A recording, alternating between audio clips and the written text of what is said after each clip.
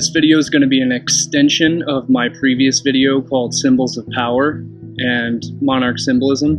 So if you haven't seen that one yet, I highly recommend you go back and check that one out so that way you have a foundation of understanding for the content that I'm going to be covering in this video series. I'm also going to compile some of my several previous articles that I've done, as well as new information that I haven't released regarding what I like to call as above, so below the belt. The principle of how the anatomy of the human brain, as well as some of the glands within the human brain, directly correspond both geometrically and linguistically with the sexual organs and the sexual regions. Hence the pun, as above, so below the belt.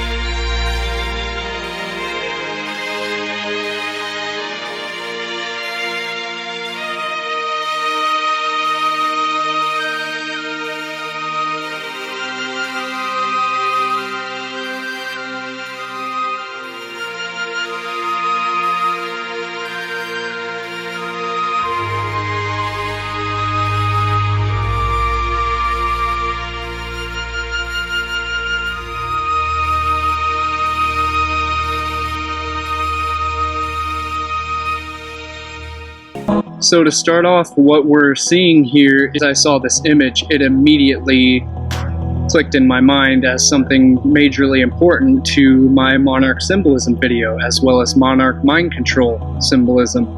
But what we're looking at is a cross image of the human brain during a CT scan.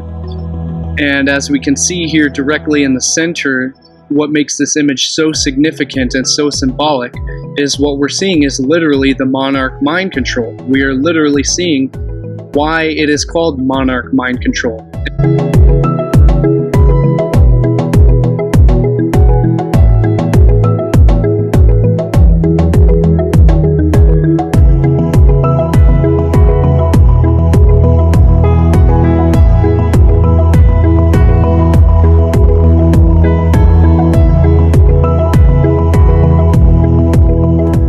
And again, you don't understand this, go back and see my previous video called Symbols of Power, discussing the elements in the symbols and the anatomy, the physiology of monarch mind control.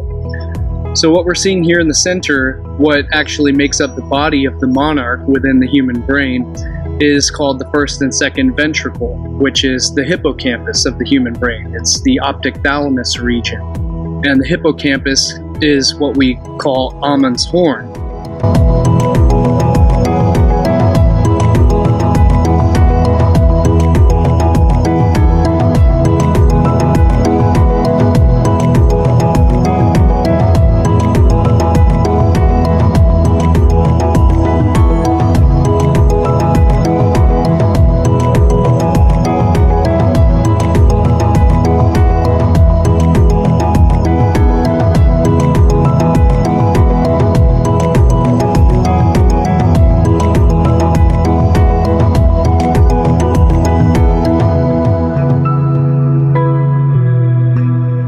Hello everyone, my name is Cullen Smith. I'm a published author. Today I would like to introduce you all to my brand new published book, The Hive Mind Invasion of Civilization, a compendium of esoteric science, symbolism, and universal secrets. If you'd like to purchase this book, you can head over to my brand new website that I've set up at liftingtheveil.tv, and I will see all of you there. And that is what the first and second ventricle are. They make up the two wings of the monarch butterfly. And what would be the abdomen of the butterfly down below is what's called the third ventricle, which is also called a fornix, which means in etymology, the fornix means a vaulted chamber. And it's called a fornix or a vaulted chamber because, as we can see, the geometry here makes up an archway or a vault. It is the vault of heaven. The vault of heaven corresponding to the human skull, and the third ventricle or the fornix inside the brain, which is the vault of heaven corresponding to ancient Egyptian cosmology. And again, I mentioned that the fornix is called the fornix because it means an archway. And here we're looking at the Freemasonic, the Royal Arch. And later on in the video, I will tie this in as to why it's royal. Because here in just a minute, I'm going to point out to you why the innermost chamber of the brain, if you overlay the Great Pyramid on top of the brain, the king's and queen's chamber of the Great Pyramid corresponds exactly to the innermost chamber of the human skull, which is the thalamus and the optic thalamus region where the pineal gland sits. So again, that's why it's called the king's queen's chamber. And this is why it's located in why it's the Royal Arch. And again, later on in the video, I'll explain more about why it's royal and how it relates to the royalty, to the pharaoh, the king cobra, the king serpent, the basilisk, which means king serpent, which again refers to royalty. So I'll cover that in depth again later on throughout the video. But again, regarding this image that we're looking at right here, relating to the vault of heaven, the cranial vault, which, as I failed to mention in my last video, which is why this is a continuation of it, is the sphenoid bone. As I mentioned in the last video, is actually, it's the keystone of the human skull, meaning that in Masonry, the keystone of the arch is this stone right here, which is the key. It's the stone that holds the arch in place. It's what supports the entire structure, locks it all into place, holds it in support. And this is the finishing stone that is placed in the archway, and that's what gives it support. So in the human skull, the sphenoid bone is the keystone, and the sphenoid bone is what supports the most crucial glands, which would be the pituitary.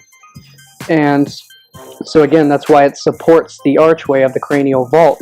And again, what we're looking at here is this is the Royal Arch Freemasonry. You have the left and the right pillars, the twin pillars, as I'm about to mention here in just a second, which are the left and the right hemisphere, the sun and the moon. The left and right hemispheres, which also correspond to the first and second ventricle of the human brain, the twin pillars, the twin towers, the twin pillars of the sun and the moon. And what we're looking at here is the horizon. We're looking at the axis of the zodiac wheel. So this is Aries here, which is the first. It's the first, and Taurus. So then Taurus would be the last, as if you're completing the circle. So Aries is the first. It's springtime. It's the beginning. It's the alpha. And so, or if you, according to processional slippage, you know, the Taurus would be the alpha, depending on the age, the zodiacal age that you're in. But again, this is the first, and right over here, so this is where the sun rises in the east, at Aries. And then the sun sets over here at Libra. So this is where the sun hits the horizon and goes down into the underworld of the year, the winter months of the year.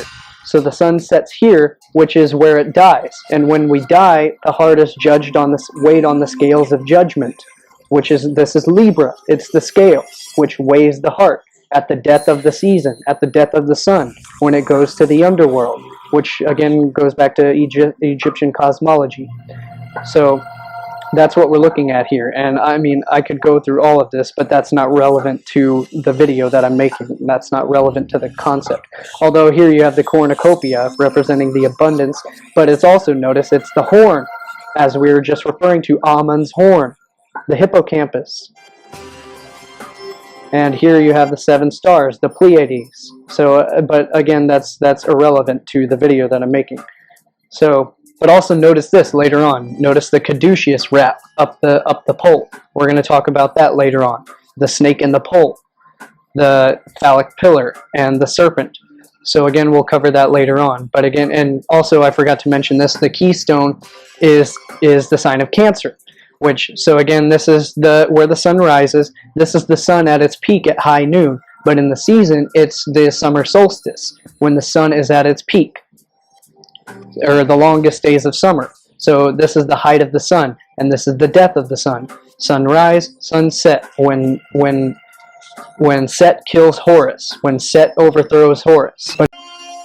And the third ventricle is where the pineal gland is located, as well as the pituitary gland.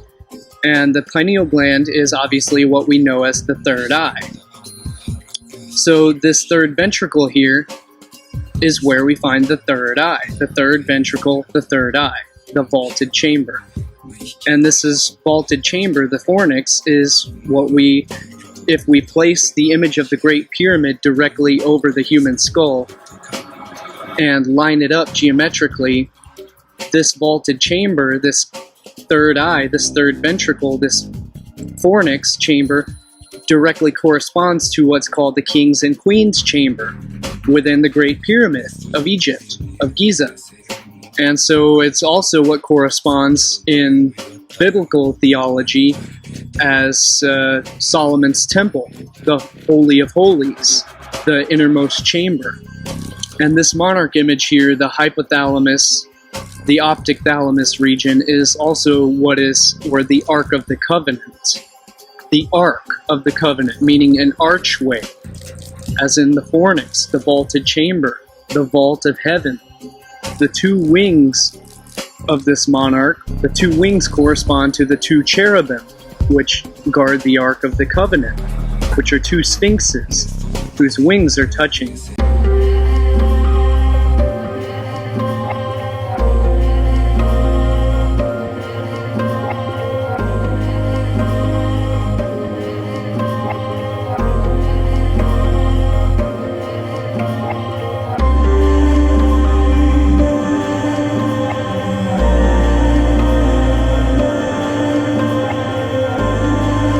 And the etymology of the word fornix comes from fornis, which means furnace.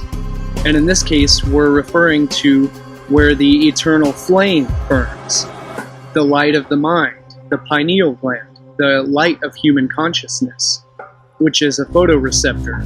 And again, go back to see my series called Symbols of Power to discuss the essence of light and the pineal gland being a photoreceptor. In other words, a receiver of light, which controls the human circadian rhythms, the regulation of sleep and consciousness. So inside the fornix, or the furnace, where the eternal flame burns, in Freemasonry it's known as the eternal flame. Just like the Olympic torch is lit and is kept burning throughout the entire games, which represents the eternal flame, the torch carried through the underworld of mythology, which is the light of consciousness. It's the light that is never extinguished. The light of consciousness, the enlightenment, the light of the mind. Enlightenment means light within the mind. Yeah, it's like the the candle is the sacred flame. It's the keeping of the sacred flame. The spirit. The spirit. Which is why, in like the Olympics, you have to keep, and in Masonry they keep the torch lit, they keep the flame, the sacred fire burning, and obviously that's the spirit. It's the spirit it's the flame, it's the spark of light. It's the burning light. It's the flame. It's as David Bowie's Black Star song refers to as the solitary candle. In the vigor of all men, in the vigor of all men, stands a solitary candle. At the center of it all, at the center of it all. The mind's eye, the third eye, lies directly in the center of the human skull. The pineal is sensitive to light and generates its own source of perceptual light as dimethyltryptamine. It's known as the seat of the soul and the receptor of consciousness. It is the receiver of sight beyond sight. The Eye of Thundera, a Thundercat's in danger.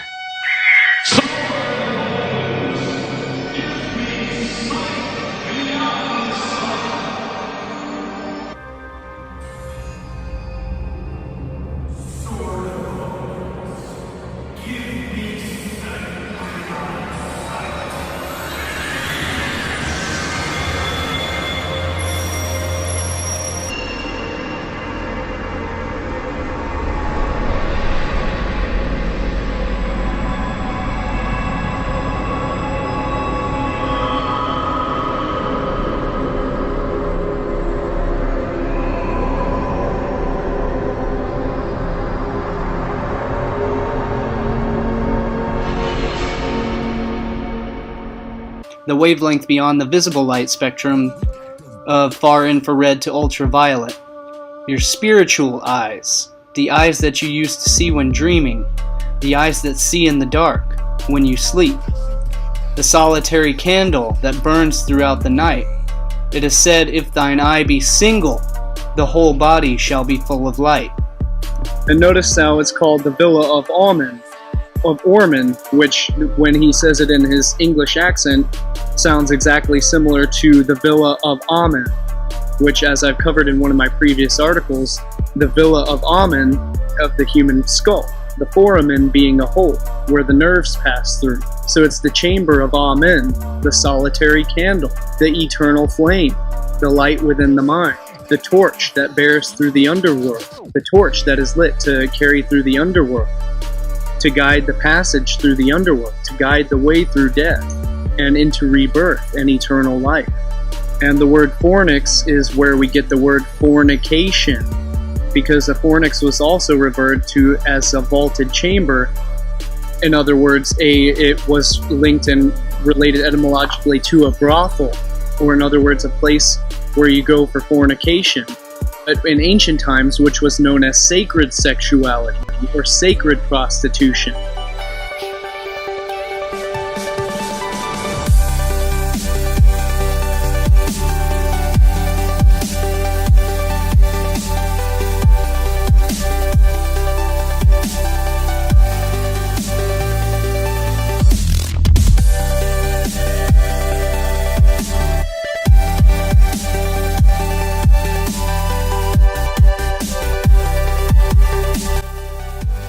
Because sexuality and human sexuality is a vital part of life. It's a vital part of human well-being. Everyone has sexual needs that need to be met, and in ancient times, this was referred to as sacred because it was the oldest profession, the oldest service offered to people in order to relieve their physical ailments, to relieve their psychic traumas. Because all trauma, as Wilhelm Reich points out in his Sciences, all trauma roots and stems from sexual repression of the sexual energy.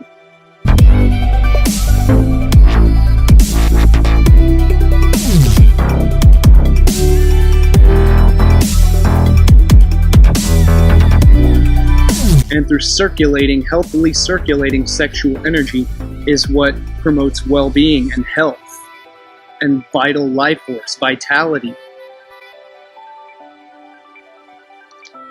Having good sex often has so many health benefits that it's staggering, but it's no surprise. The most important, often missing component is the intimacy, or the spiritual recognition or recognition of your deepest aspect inside another.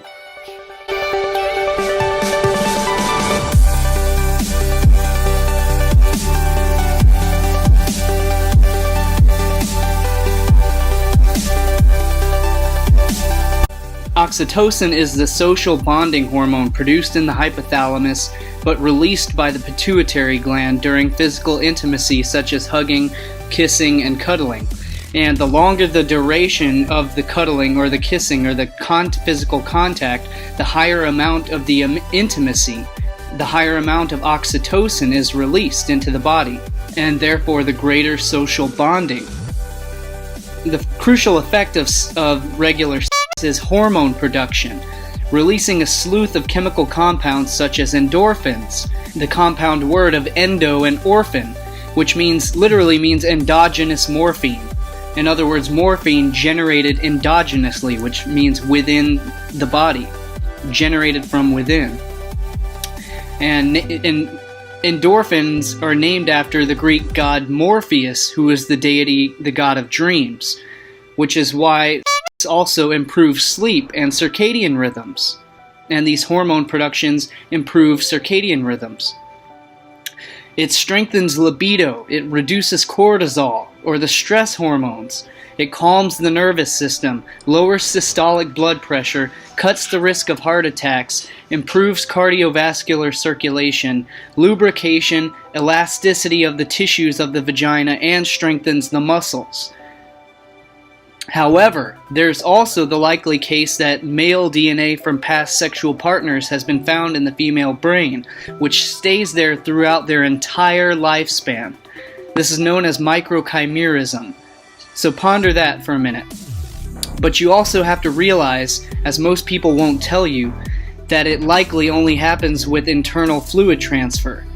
And they also won't tell you that still so much research needs to be done to confirm this.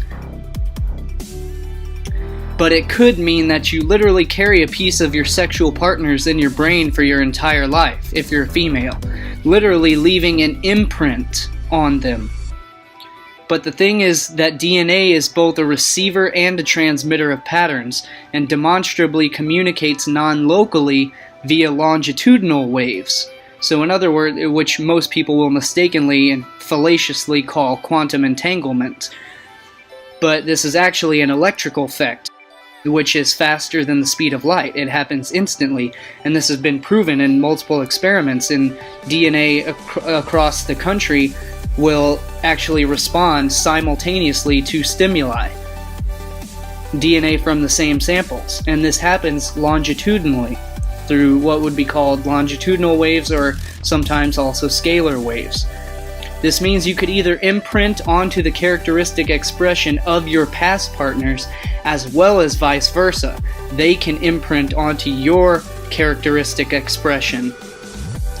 So basically the lesson here is know thyself and heal your personal karma, and therefore you imprint that characteristic onto the expression of all of your past partners, and rather them having their expression imprinted upon your behaviors, your thoughts, and your actions. So this is why self-work is the most crucial aspect of an individual. So this vault, this arched chamber, this arch of heaven is also where we, linked to Freemasonry, is where we get the arch. And at the direct center of that arch, the most crucial component of the arch is the key, what's known as the keystone.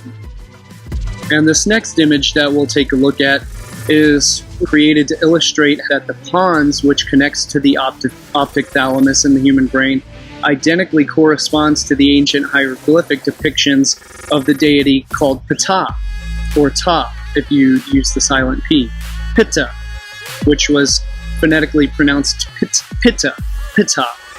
And I'll portray how it's more than just iconography and images or images that connect Ptah as the ophthalmos. In Egyptian mythology, Ptah, vocalized again as Pitta in ancient Egyptian, is the demiurge of Memphis, the god of creation, the arts, fertility, and craftsmanship.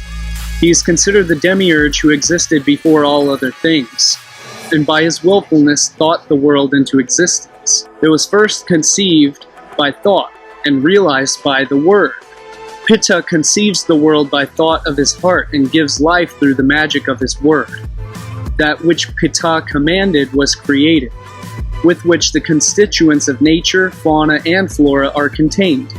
A document known as the Memphite theology shows the god Pitta responsible for creation of the universe by thought and by the word. And it's funny how this directly links to the Genesis creation story, long predating the Genesis creation story. The demiurge is from Latinized Greek demiurgos, literally public or skilled worker, the deity of craftsmanship, artisan. Demiurgos comes from demos, meaning common people. See demotic plus orgos, meaning the root word ergos, meaning work, which is linked to the etymology of the word organ. So the pineal gland and the pituitary gland are both organs, which does work. Hence the word ergos, as in demiurgos, or a small organ, which does work. So the pituitary gland is also linked to pitta, pituitary, pitta, a small organ which does work. This is an excerpt from Antoine Gigol's Crown and the Hero of the Sea. All this is leading us to the rudimentary eye in the human brain. The pitta linked to the word ophthalmos. Ophthalmos is ancient Greek meaning eye, as in the all-seeing eye, the pineal gland. The pitta that Iamblichus is writing about in his book De Mysteris Egyptorium, as the creative intellect, the lord of the truth and knowledge, the pitta who will become pitta. All the past and all the secrets are in the words and the sounds. A long journey from the origins for the most sacred artifact of Egypt. The word ophthalmos, secularly described as being from the root words ops, meaning eye, see optic. A form related to thalamus, meaning inner room or chamber, or in other words, the third ventricle, the innermost chamber, the Holy of Holies. So ophthalmos, meaning eye, is a compound word composing of eye and thalamus, meaning inner room chamber of the inner eye. And I've gotten into arguments with Stephen Banker's of Spirit Science and Metaphysics website over all this theology and the etymology. He claims that ophthalmos can't possibly be talking about the pineal gland, can't possibly be referring to the third eye, and it simply is used in the context regarding the external eyes. But that is not true at all, and I will prove that through the etymology. See, again, they say that it comes from the word ops, meaning eye, plus thalamus. They would have you believe that ophthalmos is a compound word of ops plus thalamus, but that's not the case at all. The prefix of the word-forming element ophi, O-P-H-I, however, refers to a serpent or snake. So look at the word again. It's ophthalmos, not ophthalmos. From the point of view of biological evolution, the pineal gland represents a kind of atrophied photoreceptor, which means a receiver of light. In the epithalamus of some species of amphibians and reptiles, such as snakes, it's linked to a vestigial organ known as the parietal eye. A parietal eye, also known as a third eye or pineal eye, is photoreceptive, meaning receptive to light. It's a receiver of light, and it's sensitive to light, and it emits its own light, and is associated with the pineal gland, regulating circadian rhythmicity, sleep and wake cycle, and hormone production for thermal regulation, body temperature regulation. The very fact that thalamus alone means inner chamber is a dead giveaway that it's referring to the third eye, the Holy of Holies, as it corresponds to Solomon's temple, the third ventricle of the human brain, which is direct midline between the left and right ventricles, or the twin, which are known as the twin pillars. So it's the third pillar of Freemasonry, which stands directly between the two pillars of the sun and the moon, the left and the right hemispheres, the left and the right ventricle, the twin pillars, of which the third pillar stands directly in the center, hence the third eye and the third ventricle. So refer to this amulet of King Tutankhamun's tomb, the amulet of the Uraeus serpent, where the Uraeus symbol was made to represent the goddess Wadjet, which was the ancient Egyptian serpent goddess. It was a serpent deity. And what this amulet is depicting with the Uraeus is it's depicting snake eyes. Snakes have sight beyond sight because they can see in the infrared spectrum. So in other words, they have heat vision. They can sense infrared heat. So they have thermal vision. So they can see beyond the typical spectrum of visible light that humans can see. So they have the sight beyond sight. And they sense this heat around them by taking in, they smell through their tongue, but they also send information into the heat sensing membranes, which allows them to have the thermal vision. And these two cones, or these cones of vision, overlap directly at the center, leaving a perfectly visible Vesica Pisces geometry visual pattern.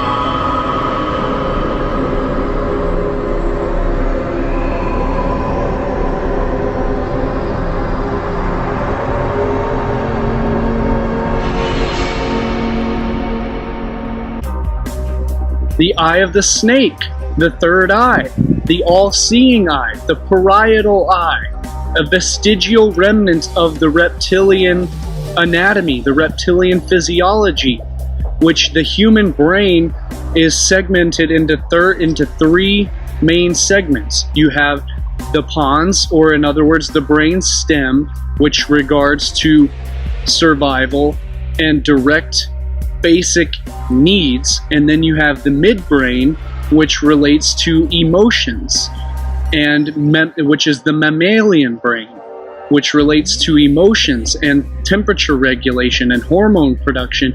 And then you have the newest development of the brain, which is the neocortex, which is related to higher thinking and higher cognitive abilities, rational functioning, problem solving.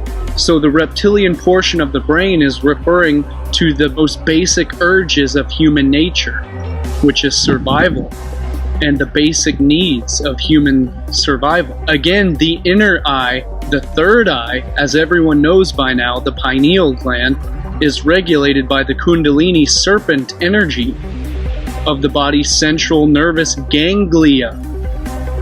In other words, gangs or networks of glial cells, of glia, which are neural cells, which represents enlightenment, or in other words, light within the mind. The serpent energy represents life, rebirth, fertility, divinity, and royalty, as shown by the basilisk, which means king serpent, which comes from the root word of basil, which means king or royalty.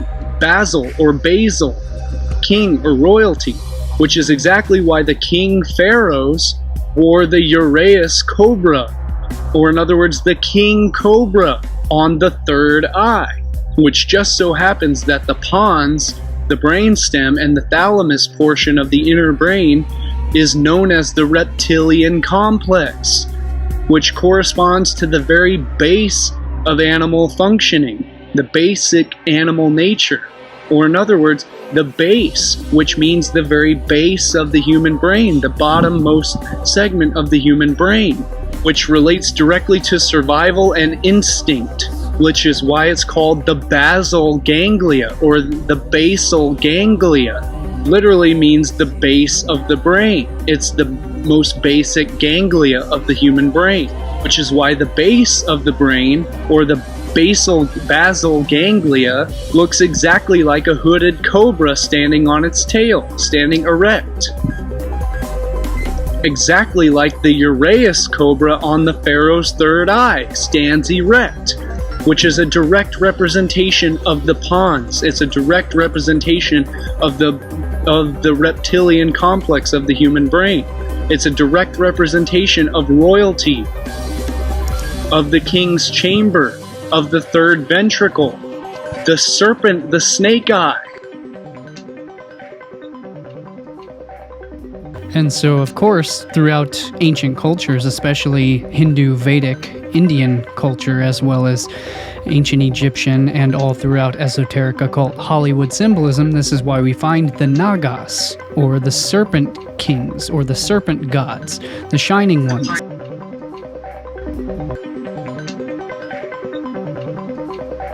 The pineal gland is the only midline brain structure that is unpaired or azygous. It's not directly bisymmetrical, and it takes its name from its pine cone shape, which follows a perfect golden ratio Fibonacci hypertrochoid pattern.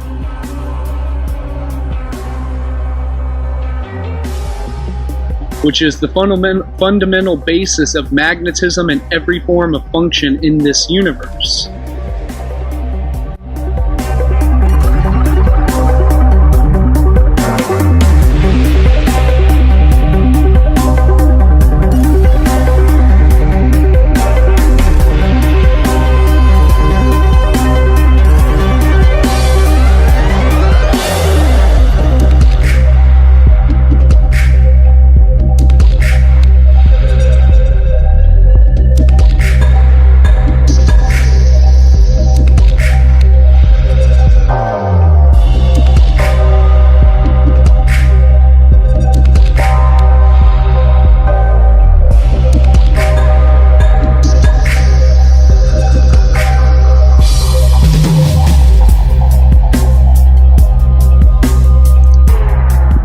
The serpent in the tree of knowledge represents the Kundalini energy rising up the spine, which is known as Jacob's ladder.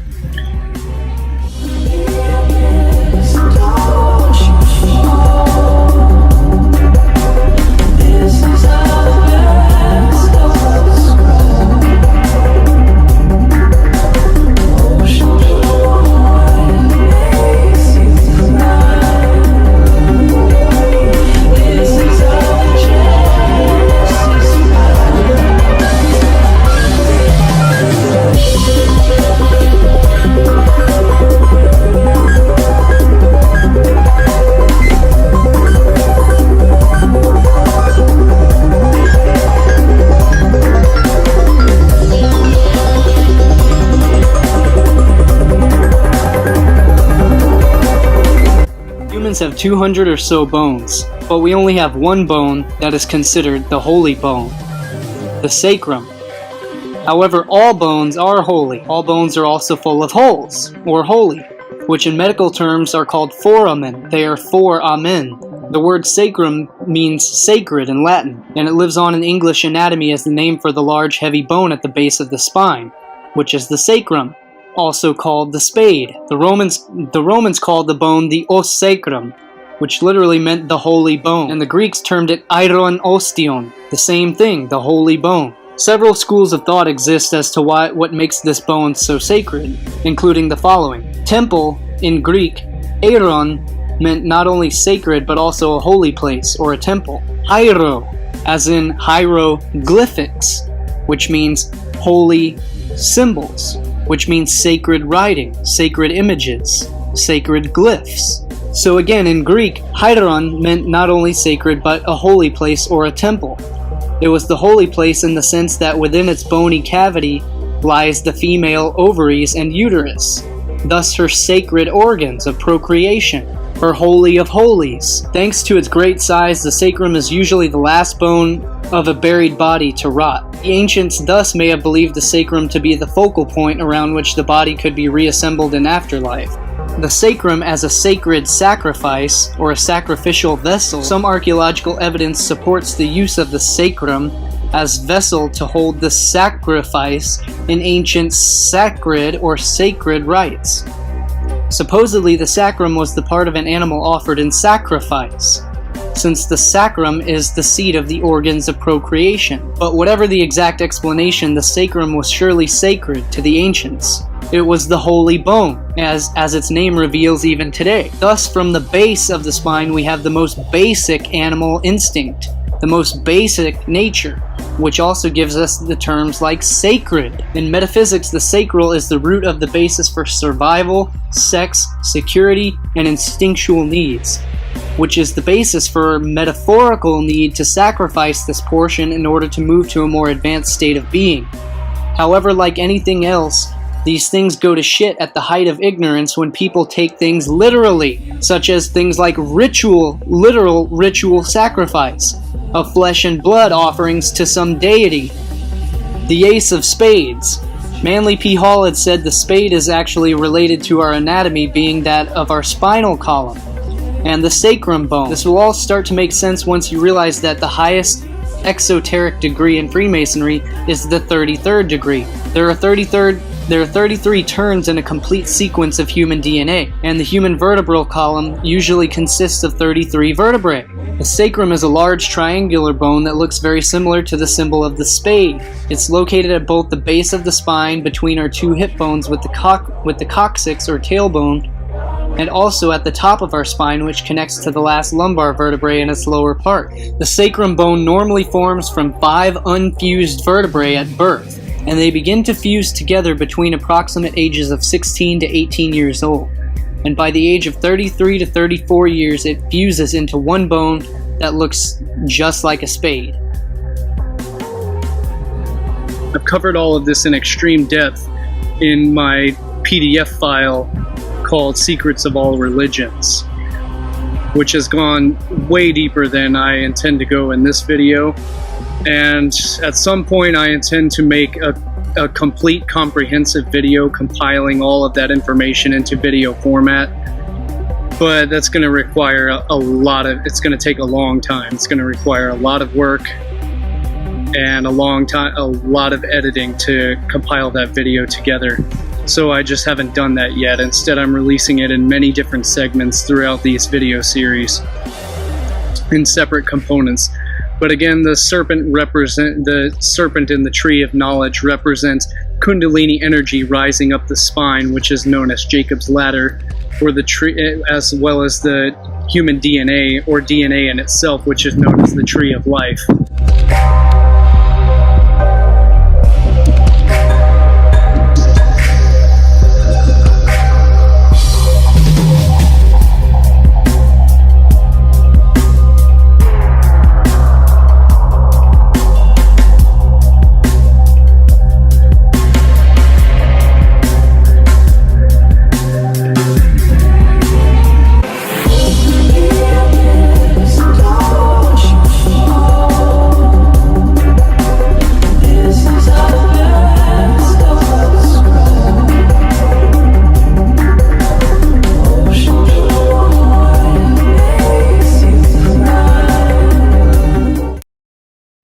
Which corresponds directly geometrically to other mathematical formulas and Fibonacci sequence in nature, which is what trees follow as well. So in other words, other trees as being the tree of life, in other words, fruit trees being the tree of life as well, which is the tree of knowledge of good and evil. And so obviously having knowledge means you have knowledge of both good and evil. This is not bad. This is not something negative. This is not something evil, some religious concept. This is simply having wisdom and knowledge of knowing whether to use that knowledge and apply wisdom to it to do good, or to use that knowledge to do evil. So it can be used either way, but either way, knowledge is power, and knowledge is the key. You cannot achieve good or evil without having knowledge and without having wisdom. So that is the essence of the tree of knowledge and of good and evil. And all of these ancient depictions of archetypes trampling the serpent, or standing on snakes, or wrestling or grasping, or wrestling with snakes, or wrestling with serpents, slaying the dragon, simply represents having control over your kundalini, your sexual energy. It means being the master of your own energy. It means being a spiritual master, holding control over your own basic human nature, over your own basic animal nature. It means rising above your basic sexual urges and applying the light of the mind to that. It means having control over your basic urges, having control over your instincts. It means rising up and taking control over your own human nature, and wrestling with your own animalistic aspects within you, wrestling the beast within you.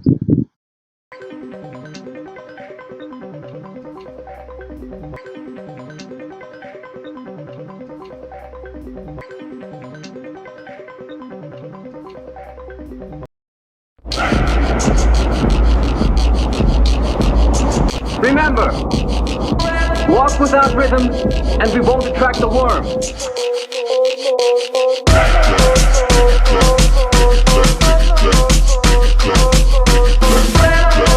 Recall 1,000 lawyers buried up to their neck in sand. What? No sand?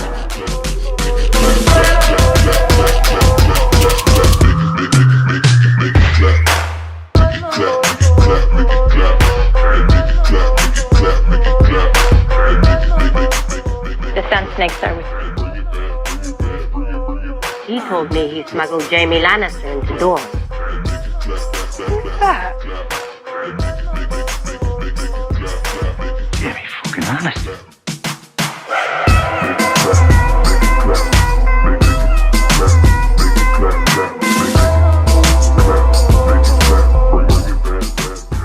Only one God can save us, but not without his eye.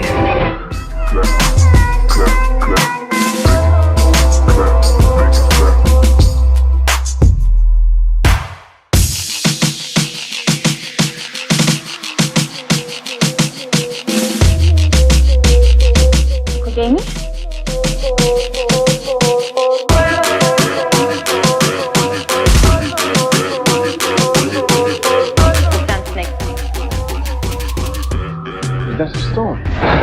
Says hunters riding from patches. We should run! Run? We mortals do it all the time!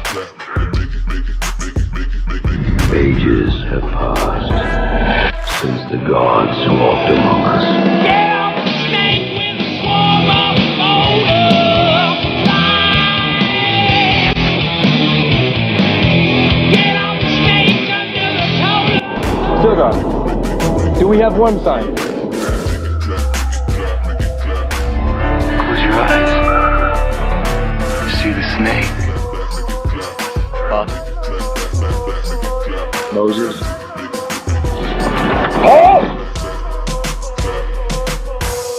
Kiss this here. I must not fear. Fear is the mind killer. Kiss it without fear. It'll take us through the garden. Is it a dream where you see yourself standing in sort of sun god robes on a pyramid with 1,000 naked women? Ride the snake.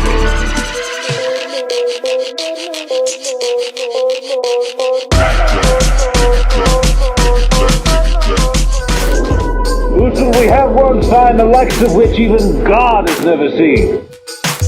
Then you shouldn't be afraid to ride. Ride the snake. Hello and welcome to the $100,000 pyramid, our guest. Can't you feel the darkness? I'm a light. I'm a light. The same. After that, it's just a big ugly eye, and I hate it. One God can save us, but not without his eye.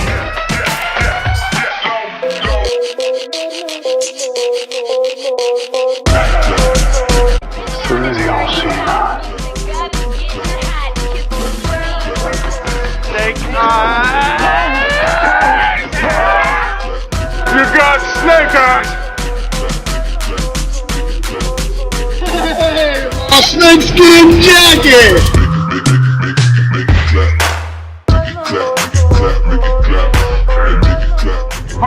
I found it! Him! Then! It's a third-degree master mason of the Blue Line. Hey!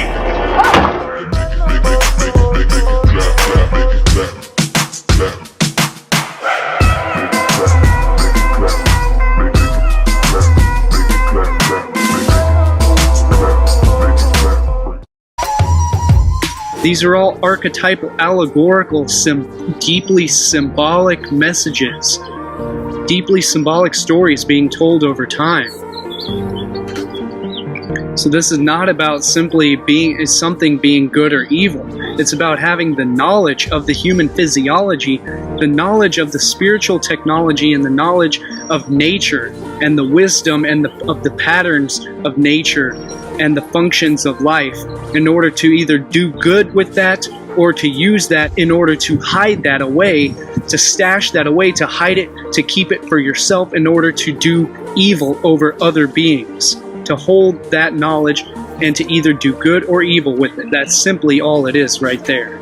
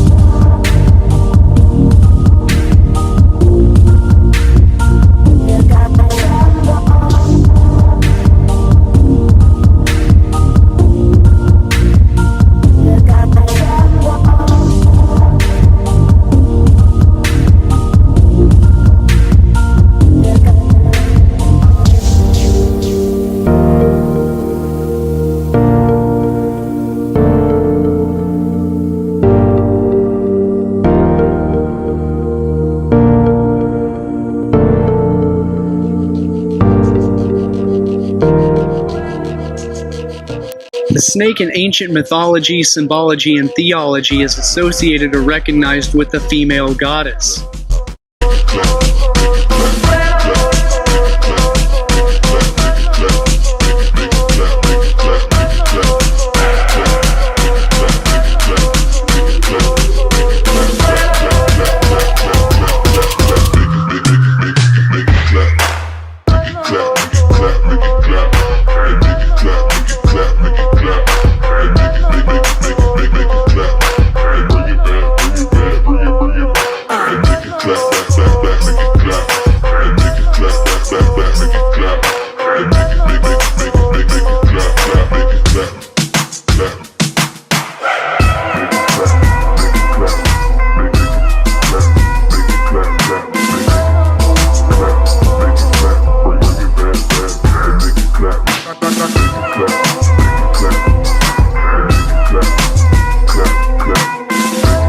With the male aspect as well. And the snake is a symbol of both the male penis, the male phallic energy, as well as the female energy. And this is the archetypal serpent goddess. This is why we always find the archetypal dragon queen or the drag queen, which is exactly why the drag queens of Hollywood and its magical druidic order always show you the dragon queen, the mother of dragons. The serpent goddess represents the Kundalini energy. The Kundalini energy comes from the etymology of kunda, which comes from kunta, kunt.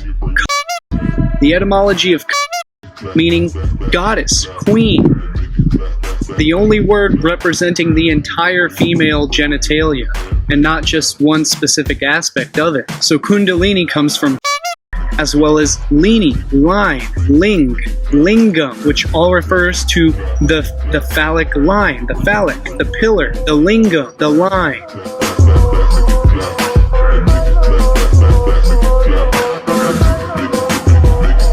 The linguini, the lingerie, which are the thin strings, the thin line, the straight line, the phallic line. The lingam, which is the linguistics, the tongue. How the tongue relates is directly linked to the lingam, which is the penis, which I will cover further on as we get deeper into the anatomy of as above, so below the belt, relating to how what is above the belt is directly a representation and a reflection of what is below the belt, as far as glands and organs are concerned, and physiology. So comes from female genitalia, Old Norse kunta, Old Frisian, Middle Dutch, and Middle Low German kunta, from Proto-Germanic kuntan, a link to Latin cuneus, meaning wedge, as in cuneiform, which was a language using specific wedge shapes to create the alphabet. As it's no mystery that the female vagina is known as the wedge. It's the female delta. It is the downward-facing pyramid, the female delta. Tradition said the triangle was the primordial image of the female triangle of life.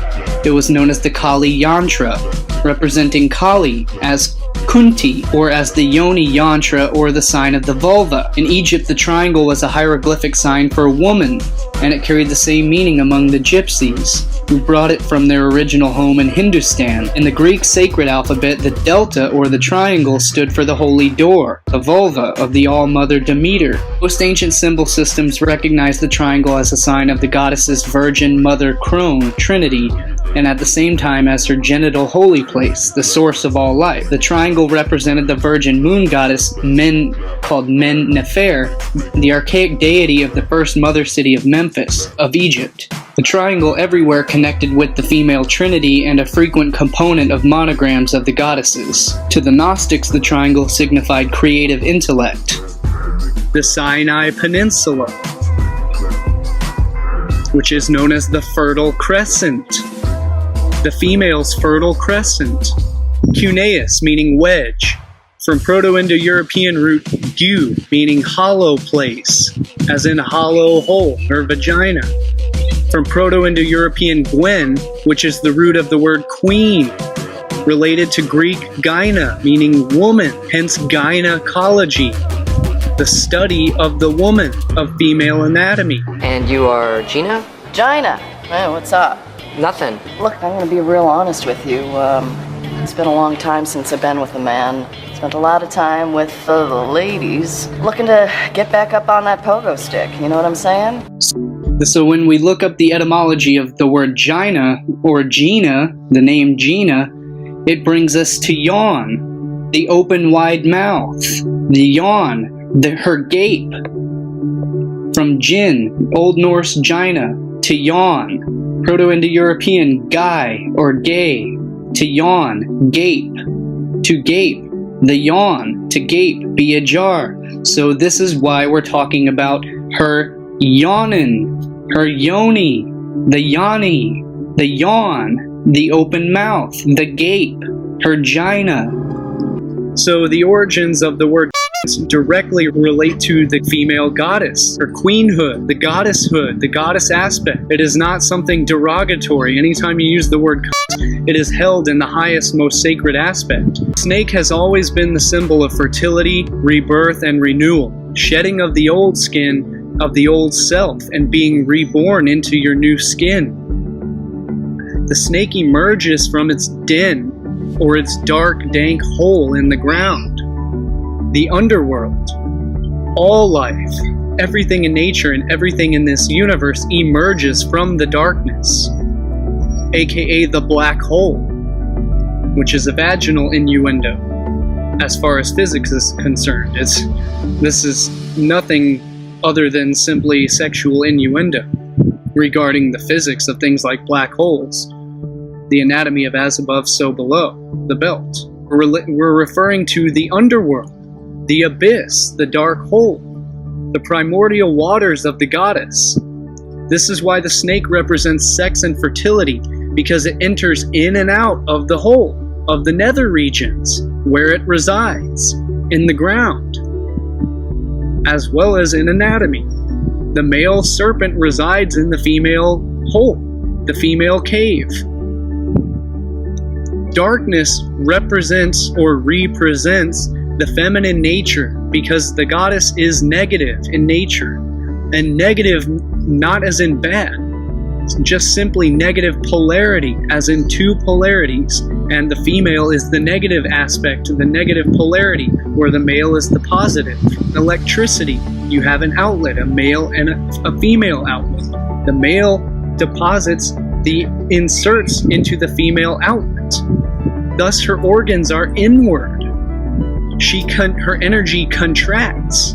Her sexual energy is contracting. It is centripetal, meaning it sucks within, it sucks into. This is directly relating to physics and magnetism. In physics, you have centripetal convergence and centrifugal divergent forces, two forces of nature. There is expansion and contraction. Everything in nature breathes in and out in an ebb and flow. So the female energy, her essence is magnetic, as in Magdalene, as in magic. The root word of mag being female, magnetic. Her essence is water. It's cool, wet, moist, which is why she's associated with the cave, the caverns, the dark hole that leads to the underworld, to the abyss, into the ground where caves go.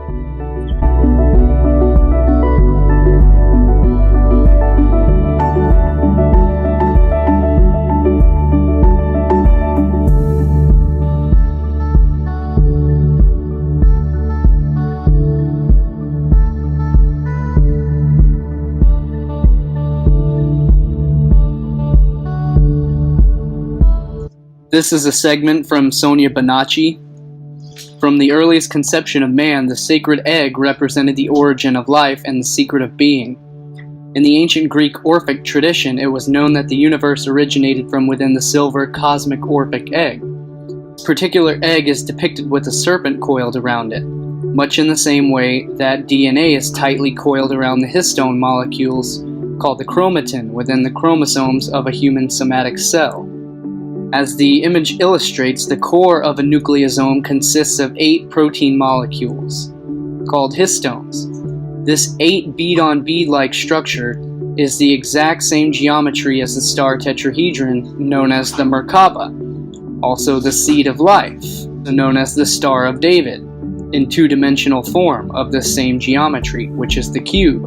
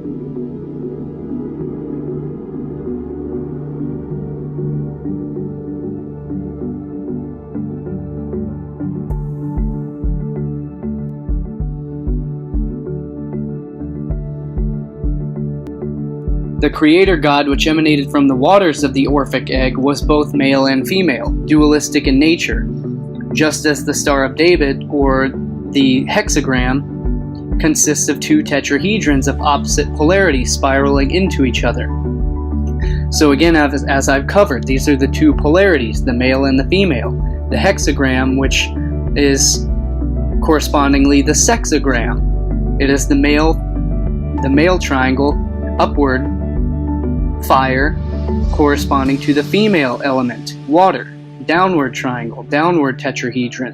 And these two tetrahedrons, these two polar vortexes, these vortices, they intersect and they create the magnetism of all life. It is the structure and the fundamental foundation of this universe. It's how everything in this universe works, electromagnetically, through these twin vortices. All life moves between two polarities.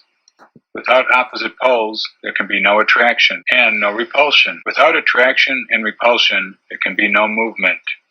And without movement, no life. All that lives moves between an upward spiral toward growth and purification, or downwards through deterioration and degeneration towards death. But within nature, both forces always work in cooperation with each other. It was believed that this winged god created all the other gods as above, just as the nucleosomes are entwined within the genetic blueprint required for the creation of so below, here on Earth, which corresponds to the Egyptian deity called Neph, or Kneph, which was also depicted as the winged egg.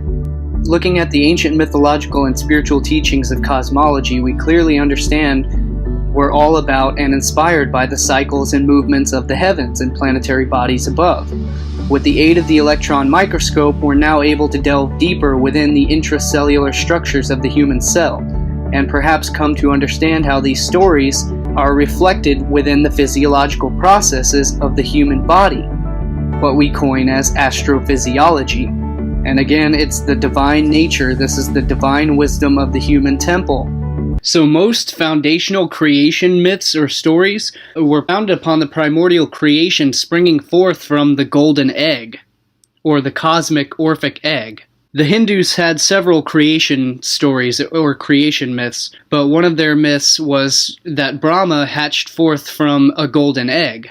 The Egyptians also had the original creation story was the primordial cosmic egg was laid on the primordial waters by the Bennu bird, which was an Egyptian rendition of the phoenix, and it became associated with the ibis, which this is actually the significance of the Vatican court of the pine cone today, which is the pine cone, or in other words, it's the acorn, the golden egg shaped, as I will cover here throughout the presentation. Or which is the Benben stone, arising from the primordial waters of creation, which is why the overarching vault of heaven looms above the Benben stone, just as in the Egyptian goddess Nut looms over the Omphalos stone of Jeb, which is why the pine cone stone, the pineal stone, is surrounded by the Bennu birds, which are the peacocks. And as I mentioned earlier in the video, the golden egg is the significance of being the golden mean ratio. There are several mathematical ways to construct an egg, and one of those ways is using the phi golden ratio.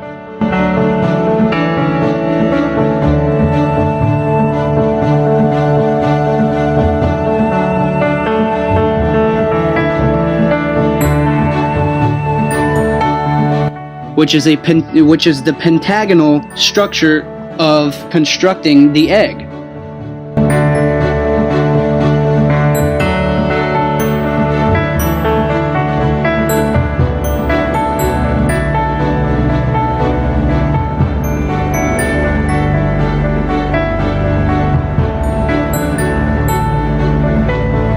The egg can be constructed using the sine wave, which explains why the mythology is of the egg being laid upon the primordial waters, because it is constructed of the sine wave, the wave of creation.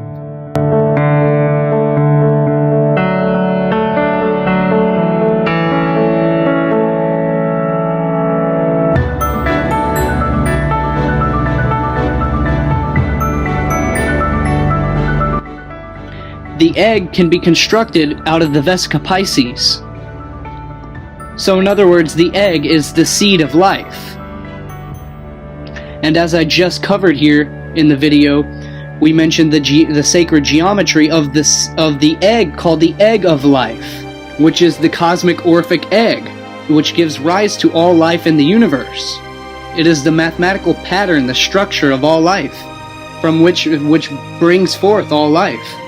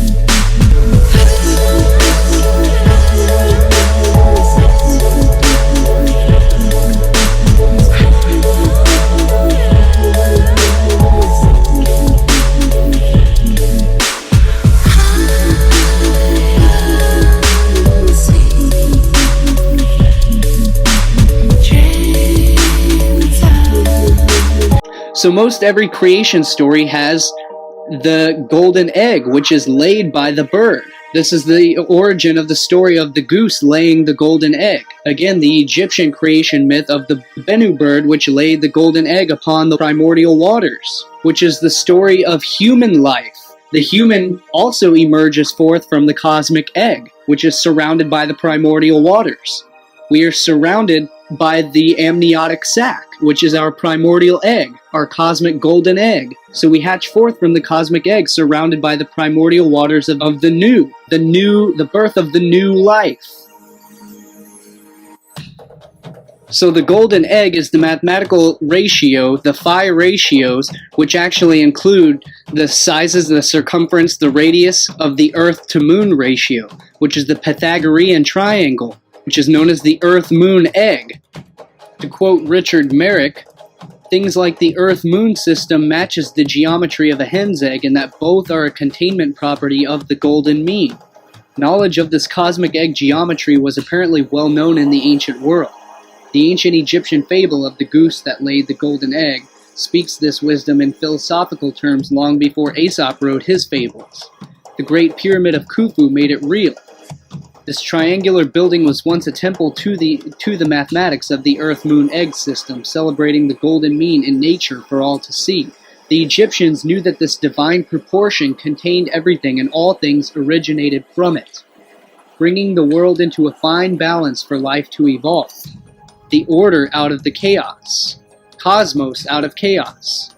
And people like Chiron Last falsely associate this to crazy assumptions and ridiculous beliefs, where it's actually the mathematical ratios, the golden egg ratio, the golden mean ratio of the Earth to Moon, the Pythagorean triangle, which was also incorporated the mathematics and the size ratios, the schematic ratios of the Great Pyramid of Giza, which also contained within it the ratios of phi and pi, and everything from the speed of light to the size, the circumference of the Earth, as well as the ratios of the sun to the moon, and all of these cosmic numbers, which I would love to include the clip from the revelation of the pyramids to display all of these mathematics to you, because the math is not my specialty.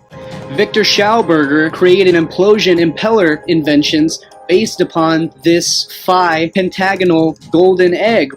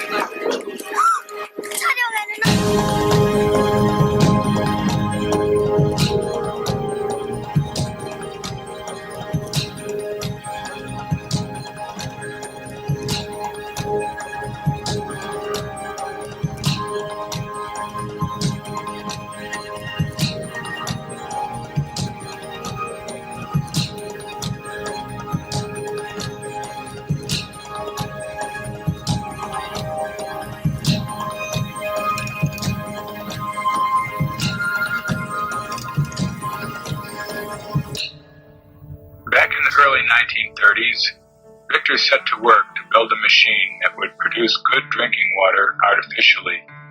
It would copy the natural processes of bubbling mountain spring water. His first plan for a water purifier developed into this egg-shaped apparatus for what became known as biosynthesis. In this process, small amounts of trace minerals and carbon dioxide are added to the water, which is then energized in darkness, set into a harmonious spiral motion by the specially shaped agitator. The dynamics of the water flow are simplified in this diagram. A cooling coil provides the temperature control, and the vessel is enclosed in an insulating shell to contain the implosion energy within. The egg shape, another of nature's secrets, was chosen by Victor as a perfect form for a vortex chamber. An egg has a perfect curve for sustaining the momentum of a vortex within it. A central theme of Victor's thinking was the cycloid space curve, observed in the motion of the planets as they orbit around the sun while at the same time spinning on their own axes. They move in open spirals, or eggways,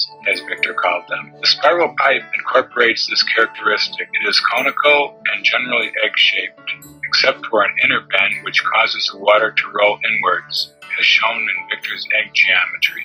Word soon spread that Victor Schellberger could make living water, and people streamed to his home to try it. With excellent result, he became known as the water magician. The vitality of water can be measured by its electrical potential. Every drop manifests an electromagnetic field, as does every body on Earth. The structure of moving water consists of layers, and from the outside layer towards the center, there is an increased density and an increase in electrical potential, which the egg is associated to the menstruation.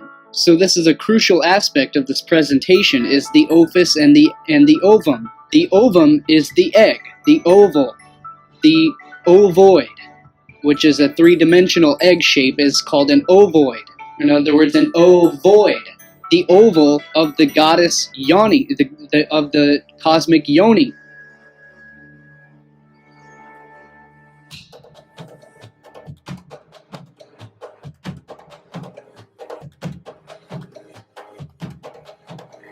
The ovum, the oval, the ovoid, the ovary, the monthly cycle of the moon and the menses, the menstruation,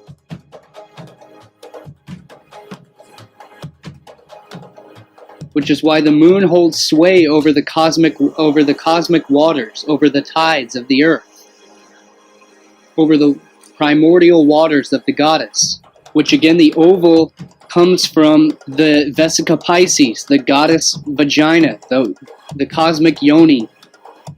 And again, the golden egg contains the golden mean spiral because it is constructed using the phi ratio, the pentagonal ratio of phi, which is the goddess, the 5, the number 5, the pentalpha of the goddess.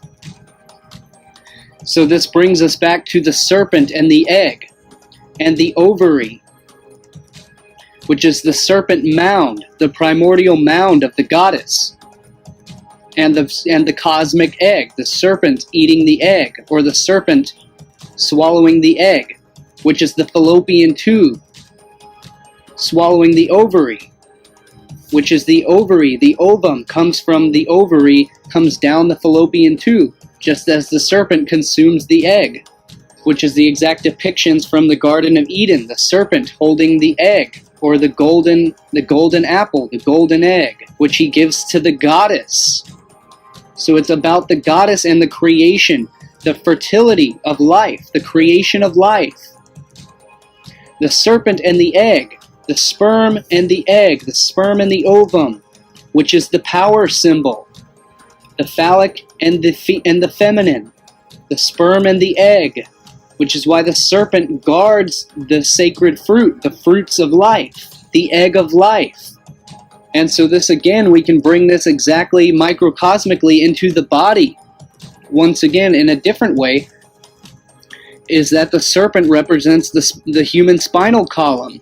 And that human spinal column, the Kundalini serpentine energy ascends up the spinal column to the pineal gland, inside the center of the skull, which the spinal column is the column which holds up the cosmic pillar.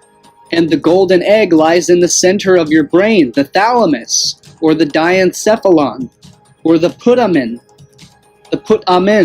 So again, remember from the part 2 presentation where I depicted the ganglia, or the basal ganglia, being the aureus serpent.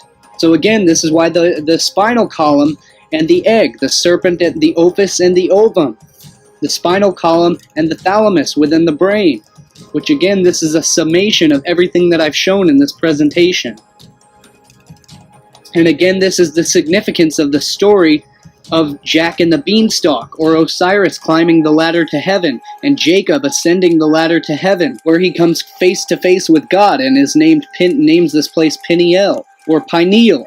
Because again, this is the story of Jack and the Beanstalk, where he ascends the ladder, where he climbs the spinal ladder to heaven and attains the golden egg laid by the golden goose. And then he returns to earth with the golden egg, the golden mean ratio, the creation of life, bringing forth of life into matter.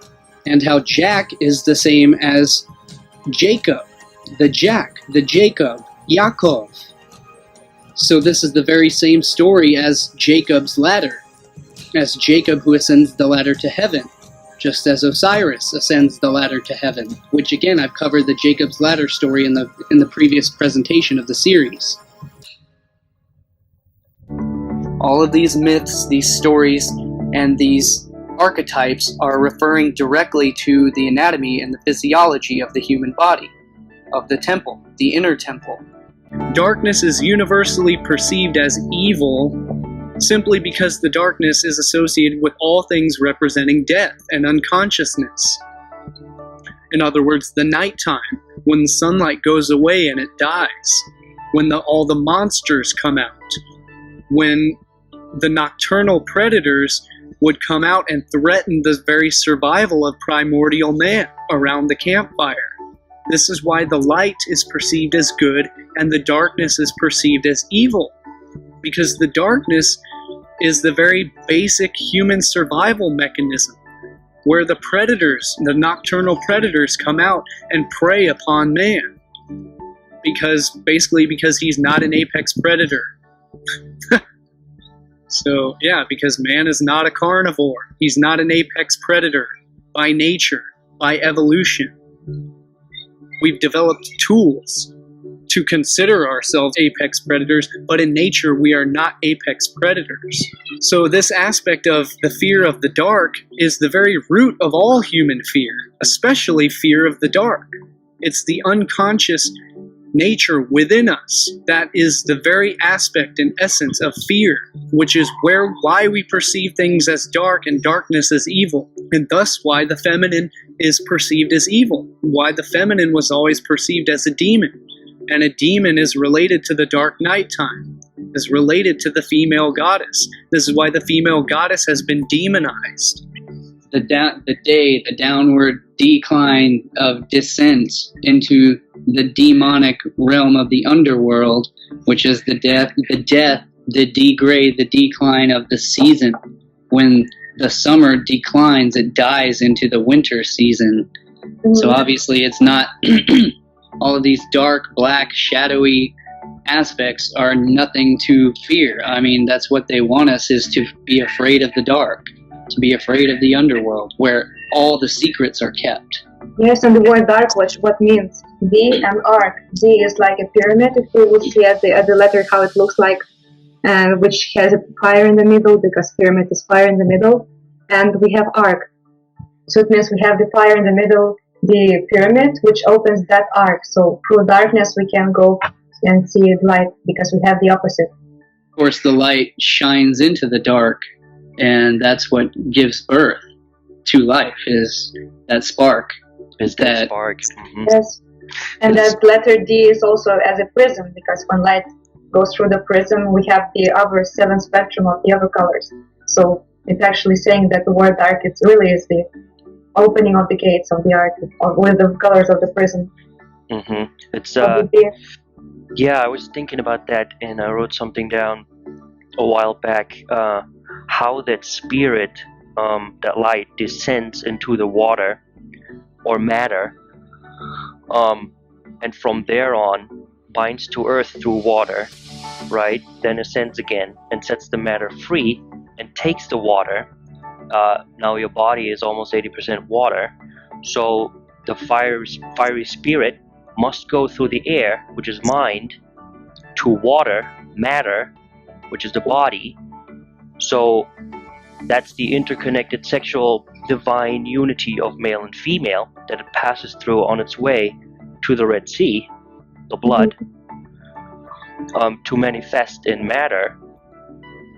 So there it is, through love, through that unity, the fire descends into the matter, water body. And just look at the alphabet from A to Z, from head to toe. If you line up the alphabet on the 26 letters from head to toe, it works that way too. In German, our word for toe is C, which is Z-E-H. Head to toe, the Z from A to Z, same thing. And if you lined it up on the body, the alphabet, you get A, B at the top. So I forget if I've already mentioned this earlier in the presentation or if this will come later in the presentation, but either way I will be making mention of how Ab is the father, Hebrew Ab, meaning the father, the A and the B, the first and the second, the alpha and the beta, the Ab, the father. Well, I'm going to cover here that this refers to the golden section, the golden ratio, the A and the B, the A side and the B side, the B side which sits beside the A, B side which sits beside the A side. That reminds me of the Ab being the Ab being the father, and obviously the Ab being the father is also the head, or Aries, which is the Abba. It's the Abraham, the ram. The ram of which is Aries, the head. So that's why the Ab, the A and the B would of course be at the head. And the hippocampus is what we call Ammon's horn.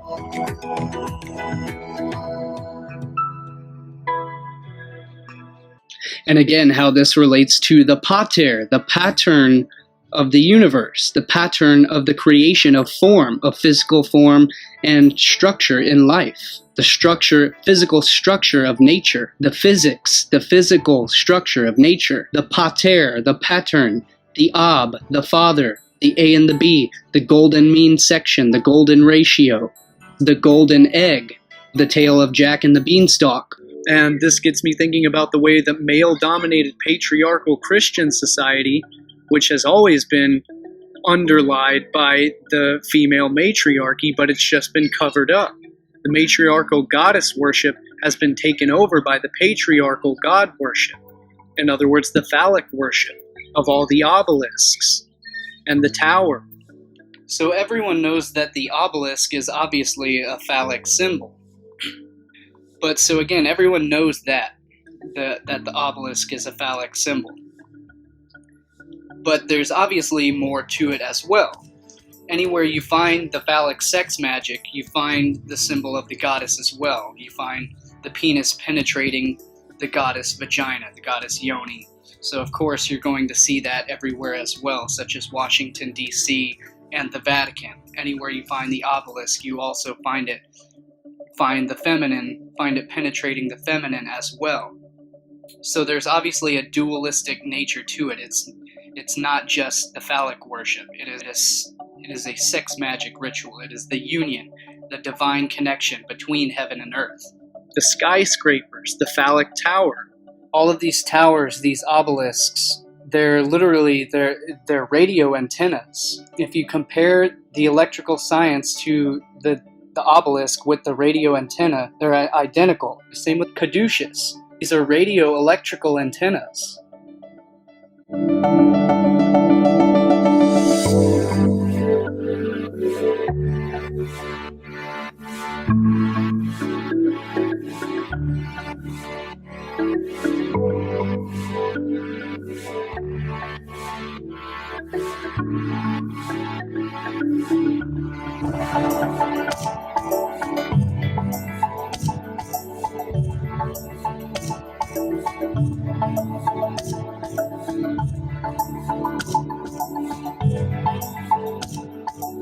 The darkness is associated with the death of the season, the death of the annual year. In winter, when the sun dies at its lowest point of the annual year. It's all related to the zodiac. It's all related to as above, so below, regarding human physical anatomy and human sexuality, and the physics of nature. The Uraeus serpent worn on the ancient Egyptian pharaoh's third eye represents the ancient Egyptian depiction of the goddess Wajat, who was the serpent goddess. Wajat comes from widget, meaning green one. And green, the color green, represents fertility. It represents the fertility of springtime, the renewal, the rebirth, as in the serpent, the green serpent, the rebirth, and the re-emergence. As the oldest deity and the patron goddess of the Egyptian pantheon, she was associated with the land and depicted as a snake-headed woman, or a snake, usually an Egyptian cobra. The ancients observed how the snake moves in the most sacred manner of any creature on this planet. It moves in undulations, in ebbs and flows, in a sine wave pattern, just as the wave fields of physics and mathematics, holding all the wisdom and the knowledge of the universe in its simple fluid motion. The fluidity, the fluid dynamics of the wave, the sine wave. Walter Russell said that the secret of the universe lies in the wave.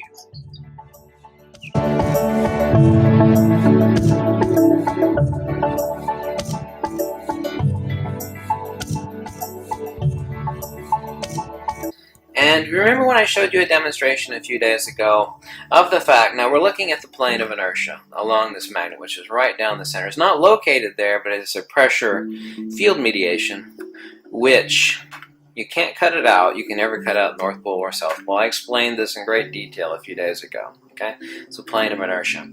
What happens is, over a greater spatial difference, the pressure mediation, and this is a string, this is too long for the dielectric inertia plane to sit at the center. If I take 2 or 3 magnets, let me take off 2 of them here and put them down. Okay, if I just take 2 of these, the plane of inertia will sit right there in the middle. You can see it, right? Well, that's all well and fine. But with too great of a spatial distance, let's just say this is a longitudinal transmission here. This is really long. The plane of inertia can't sit at the middle here because there is too much spatial phase between this end and this end. So it cannot exist as a plane of inertia. Mother Nature works by simplex pressure mediation. So how does Mother Nature distribute, and I talked about this the other day, distribute the plane of inertia when the plane of inertia is too huge, i.e. a longitudinal transmission like this? As I showed you, if you're able to look up close, and you can buy a set of these if you want, these are just like 2 mm cube neodymium iron borons. It distributes itself in a double helix and a vortex, exactly like, except this time it is inverse to light. Now the circuit of light, listen closely here. You better pay attention closely here, okay? In regular light, light is a coaxial circuit.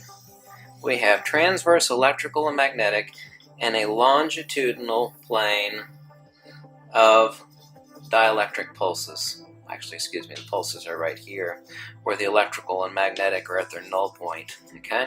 And with increasing frequency, like blue light, towards the blue end of the spectrum, we have more pulses, which is why we have, this is also the explanation for the photoelectric effect, which, no, Einstein won a a Nobel Prize for, but he made correct observations but incorrect conclusions.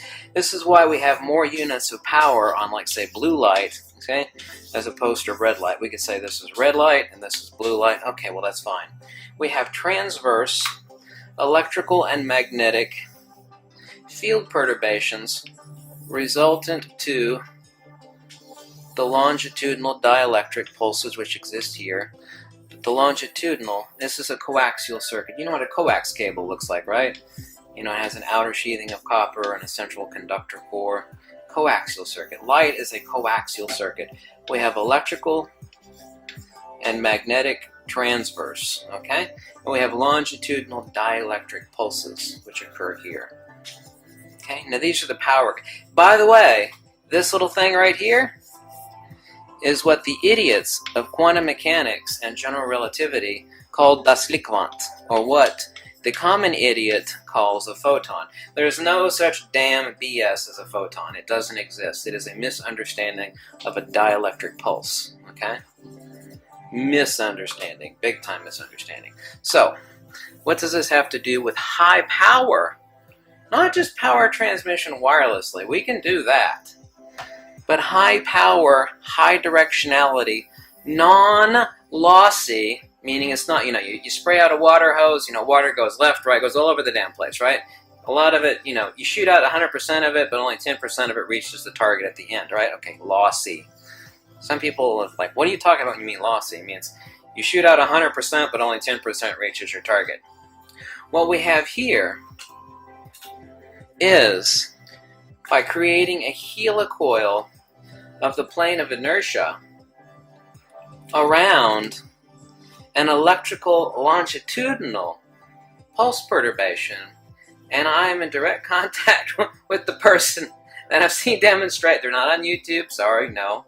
Now, when you're seeking a patent and you made a huge discovery, you're not going to post videos on YouTube. You have a longitudinal electric.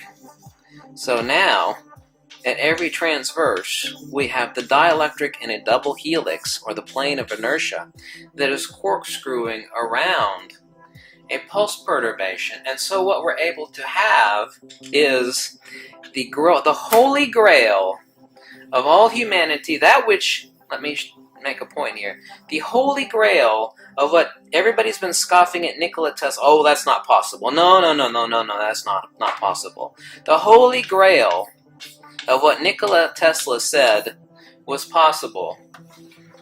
And we said, no, it's not possible. Well, it is possible. Longitudinal wireless high voltage transmission. Here's the real holy grail in actuality. At least this is what my buddy calls it. Wireless high voltage transmission.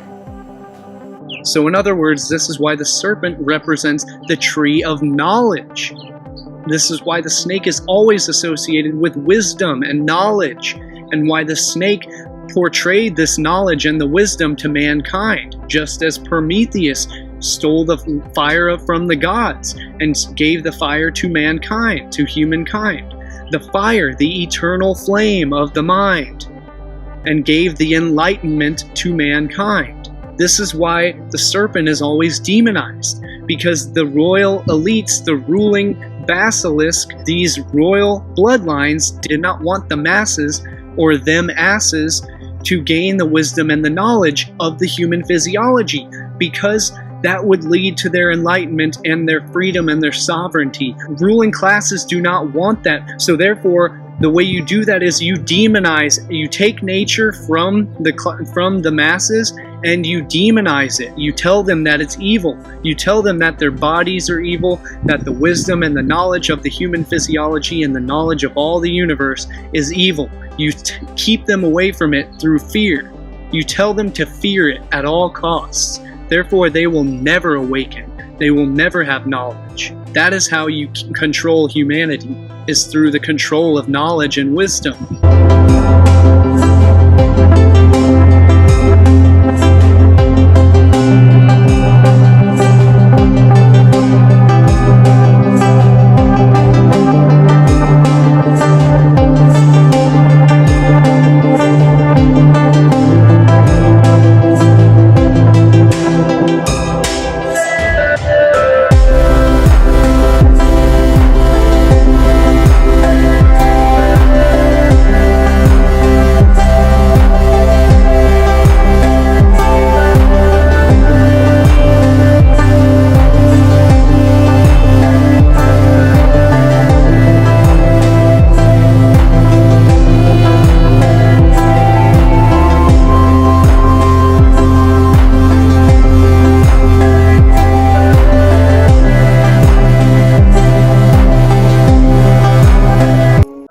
we are trying to do is return the focus of attention to individual experience. We have been slave too long to ideology transmitted hierarchically and based on a tremendously alienating instrumentality. That's what science depends on now, a tremendously alienating instrumentality. What we need to do is empower experience because it's misbehaving. Misbehaving is a great sin. In fact, it's enshrined as the first sin. You'll regard that the psychedelic issue was there in Eden, and somebody misbehaved, and then they got tossed out forever and their children's children into the chaos of history. It's interesting to read in Genesis why this was. It was because they will become as we are, says Yahweh. They will become as we are if they eat of the fruit of the tree of knowledge. I suggest to you that this is precisely what we should seek to do, and that this we is the voice of hierarchy, the voice of paternalism, the voice of the male ego finally right up into the storm god, the volcano god who lies back there in the origins of monotheism. We empower our experience by insisting on our authenticity. It's a wonderful thing to learn to be able to stand up and yell bullshit. I did it when I was about 18 years old, and it was the meme of the hour, and it blew their minds. It did blow their minds. It was uncivil. It was uncivil. It lacked polity. It was rude and crude and correct. Correct. Because so much is being slung, and nobody is talking about the primacy of experience and the dignity of the individual. The dignity of the individual. We went a long way with this in America before we betrayed it. And it wasn't only betrayed by the clowns in Washington. It's also betrayed by anybody who clusters themselves around the feet of some self-proclaimed nabob. Because the fact of the matter is, nobody knows what's going on. Nobody knows. Nobody has the faintest idea. The best guesses are lies, you may be sure of it. And so, to pretend that one human being will lead another out of the dark night of ignorance and into the shining light of truth is ludicrous, absolutely grotesque. A product of this empowering of the human image that has gone on through several thousand years of dominator culture. If you want a teacher, try a waterfall, or a mushroom, or a mountain wilderness, or a storm-pounded seashore. This is where the action is. It's not back in the hive. It's not in the anthill. It's not knocking your head against the floor in front of somebody who claims that because of their lineage and whose feet they washed and whose feet they washed, that you should give credence to them. Knowledge is provisional, and we are yet to approach even the first moment of civilized understanding. The way it is to be done is by trusting yourself, trusting your intuition. Reject authority. Authority is a lie and an abomination. Authority will lead you into ruin. It's not real. And it isn't, don't get the idea that it's this liberal rap about how everybody has a piece of the action. You know, the Jews know something, the Buddhists know something, the Huichol know something. Nonsense. Rubbish. Nobody knows anything. These are different kinds of shell games that have been worked out by priestly casting people to keep things under control. Institutions seek to maximize control. That's what they're into. Did you think they were in the business of enlightening you? Saving your soul? Forget it. Control. is what this is all about. And to the degree that we commit ourselves to ideology, we are poison. Any ideology, Marxism, Catholicism, objectivism, you name it, rubbish, all rubbish. What is real is experience. What is real is this moment. And so then what it becomes about is, what are the frontiers of experience? How much of that has been taken away from us by these dominators, by these priesthoods, by these cults, by these philosophical shell games? Well, a lot. That's the whole story of history.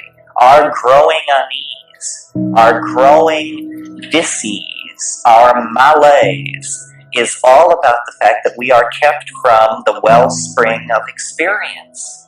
We are sexually repressed. You may not feel it, but look back 100 years to a world where pianos wore pants.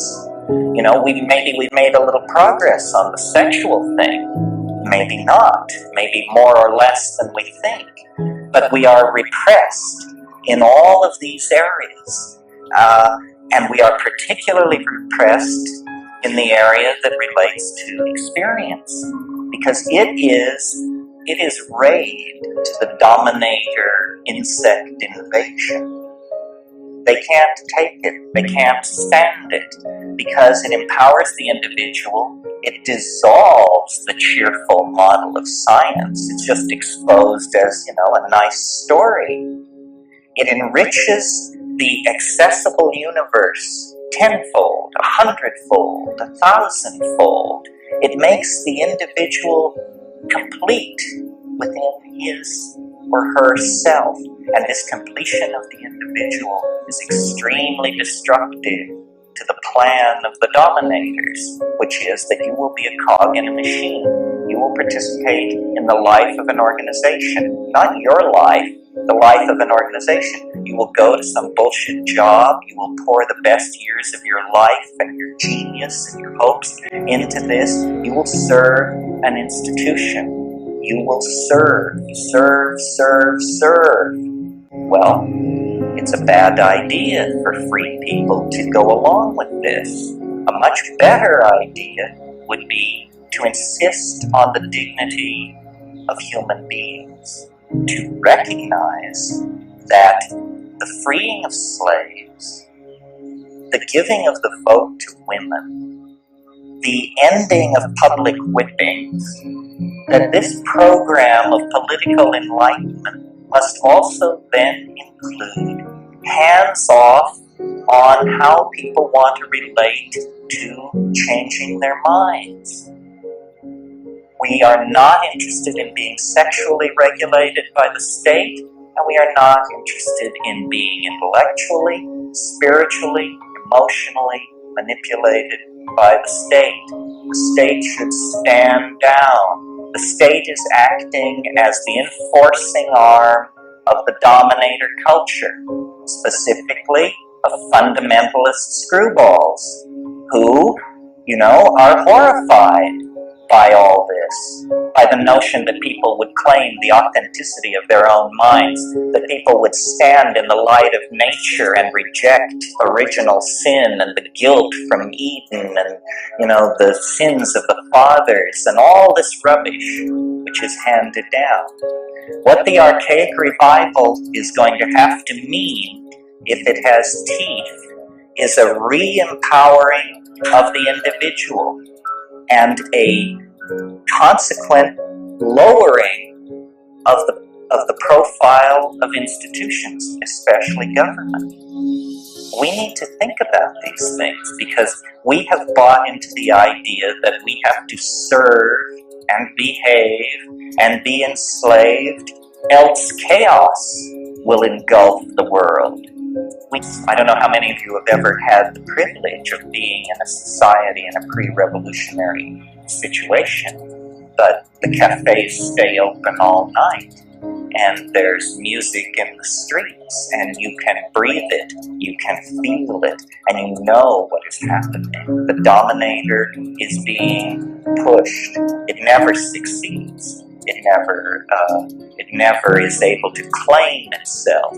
But on the other hand, history is young. We may have a crack at this. If we continue as we have, then we're doomed. And the judgment of some higher power on that will be, they didn't even struggle. They went to the boxcars with their suitcases and they didn't even struggle. This is too nightmarish to contemplate. We're talking about the fate of a whole planet. Why are people so polite? Why are they so patient? Why are they so forgiving of gangsterism and betrayal? It's very difficult to understand. I believe it's because the dominator culture is increasingly more and more sophisticated in its perfection of subliminal mechanisms of control. And I don't mean anything grandiose and paranoid. I just mean that through press releases and sound bites and the enforced idiocy of television, the drama of a dying world has been turned into a soap opera for most people. And they don't understand that it's their story and that they will eat it in the final act if somewhere between here and the final act they don't stand up on their hind legs and howl. And it's not done through organizing. It's not done through vanguard parties or cadres of intellectual elites. It's done through just walking away from all of that.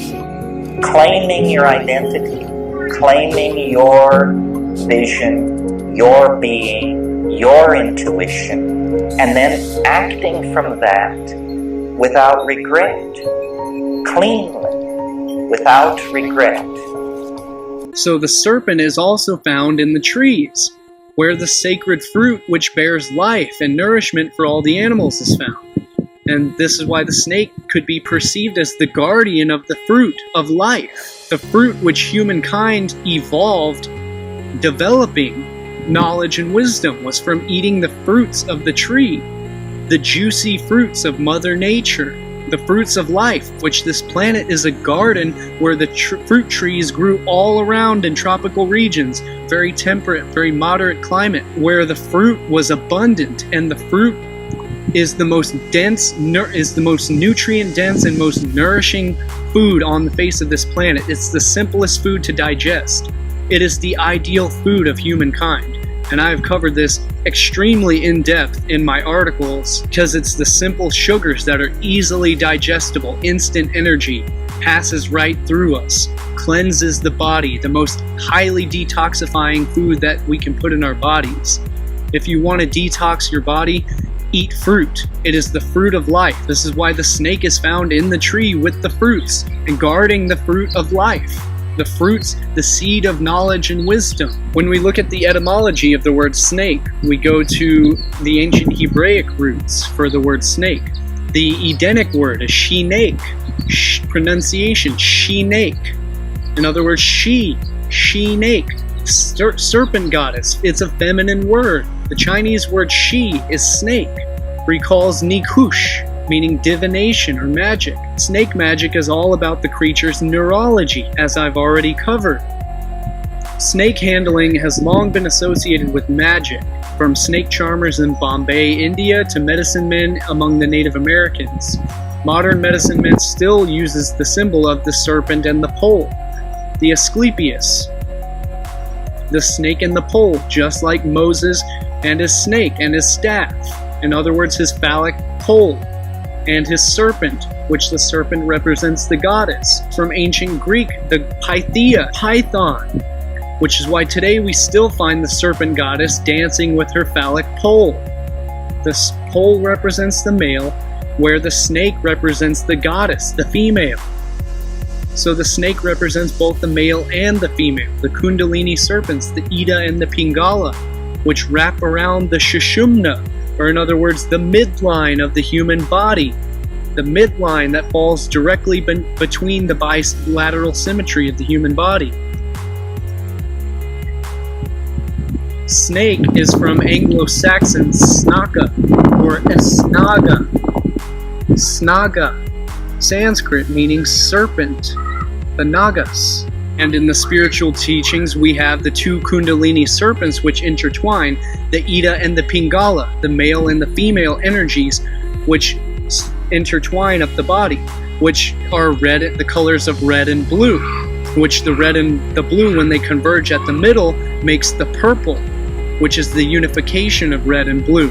And the red and blue relating human anatomy is what we call the Venus system, or the Venus system, as in goddess system, as well as the arterial system, or the atrial system. So we have the Venus system and the arterial system, which is red, and the Venus system is blue. The arterial system relates to the color red, which relates to the god Mars. In other words, the male phallic energy, the sword. And the Venus system relates to the goddess Venus, which is the color green. In other words, the fertility, the springtime, the renewal, the rebirth. Because the Venus system is what the arterial system delivers the oxygen to the organs, through the blood. It's what delivers the oxygen to the cells. And the Venus system, it's what excretes the carbon dioxide out of the cells. The goddess Venus is born from the ocean, from the seashell, which the ocean obviously is blue, the sacre bleu. Veins which carry the blood once it's low on oxygen look bluish green, but that's because of the tissue that makes up the veins, and it's not due to the blood itself. It's due to the wavelength of light that we see when viewed through the skin. There's the term, although blue-blooded, which especially in previous eras used to refer to someone who was of royal or noble class, or noble bloodlines. So if your family was rich or notable, people may have said that you were of blue blood. In other words, this often relates to the term cold-blooded, as in these royal classes were often tyrants and often very sick people, very disgusting individuals, and so hence they lacked empathy. They were sociopaths, and so hence they lacked the emotional capacity of the mammalian complex of the brain in order to feel empathy. So in other words, they operate from the lowest portion of the brain, which is survival and dominance, which is the reptilian portion of the brain, hence the term cold-blooded or blue-blooded, as in cold, blue, blue-blooded. Despite these things, nobody's blood has ever actually been blue. The red color of blood is because the cells contain tiny amounts of iron, heme iron, which is contained in a molecule called hemoglobin, which you may have heard of. Iron turns red when it combines with oxygen, or in other words, it oxidizes. Just like when a piece of metal rusts, it turns a reddish orange. It's also the color of Mars, which is the red planet, for exactly the same reason. The dirt on Mars contains a lot of iron, hence Iron Man, which is the color red, hence red Ares, bloody Mars, god of war. Some animals, though, use a different mechanism to transport oxygen. Instead of using iron, the element of Mars, they use copper, which is the alchemical element of Venus.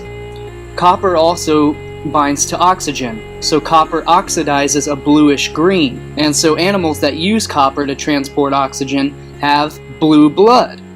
Most notably, arthropods, such as lobsters, arachnids as spiders, and snails, have blue blood.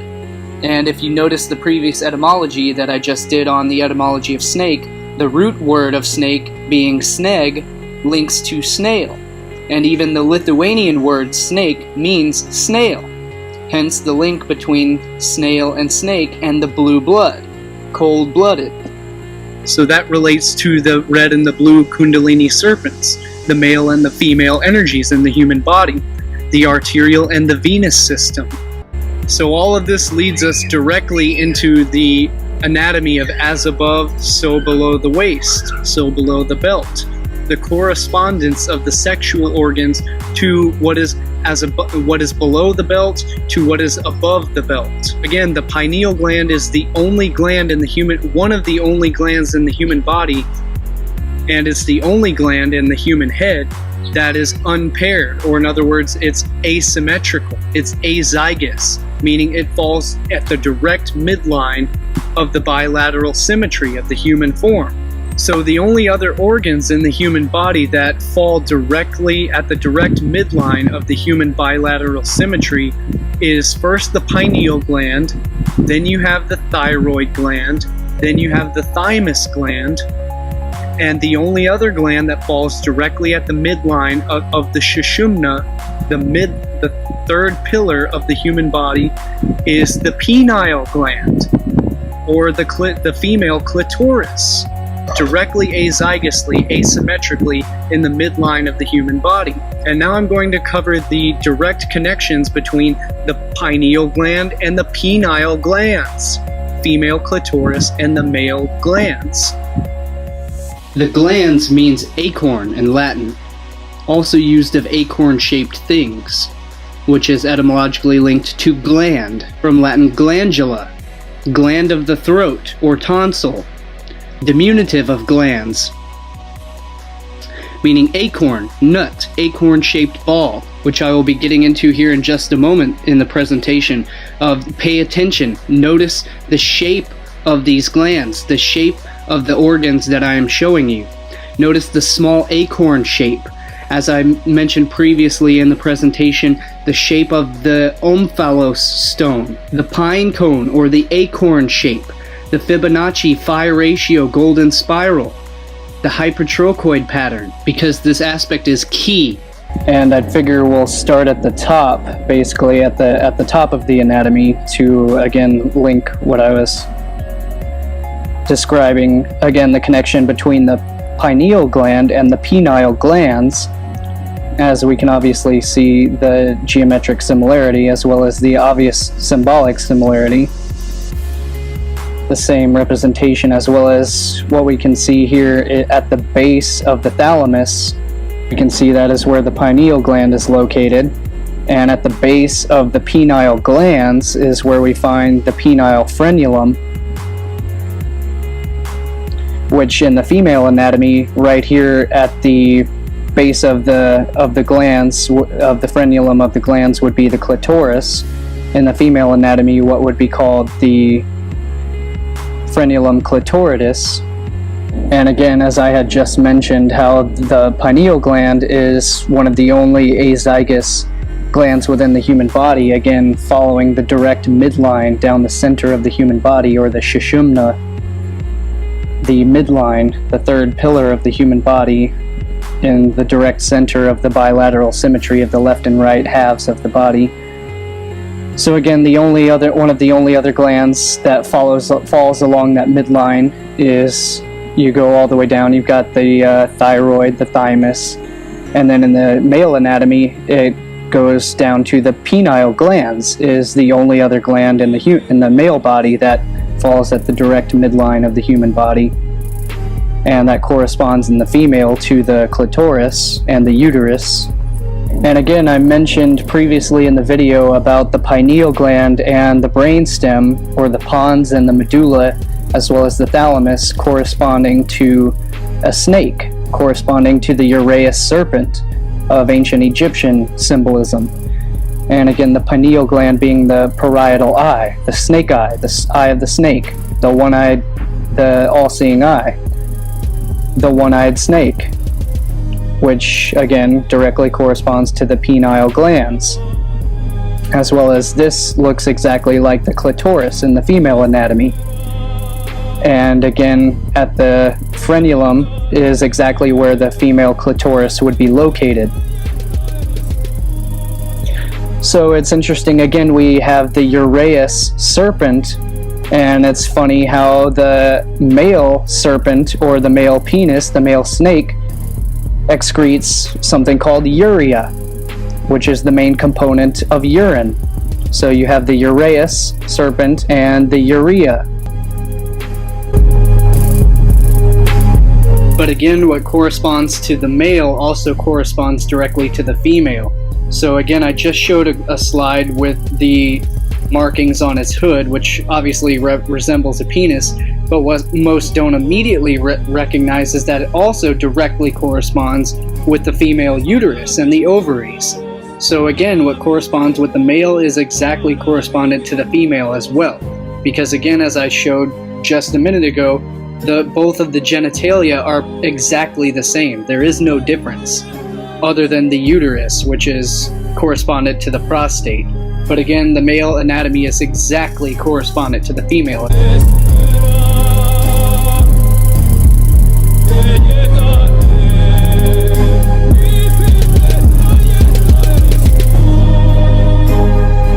And what we're looking at here is as above, so below the belt. We're looking at the sphenoid bone, which, again, if you missed my last video series about the symbols of power, the monarch symbolism, regarding the Moloch owl, the butterfly, and the bat symbolism of the sphenoid bone, go back and see that video, or else you won't know what I'm talking about here. So we're looking at the sphenoid bone, and as above, so below the belt. We're looking at the pelvis compared to the sphenoid bone, and we can see the obvious correspondence here. And what I failed to mention, I believe, in my last video, was this point right here, letter D, is actually what is called the vaginal process. So again, the vaginal process is located directly in the center point of the sphenoid bone. And in the pelvis, we would have the vaginal process would sit at the exact corresponding point.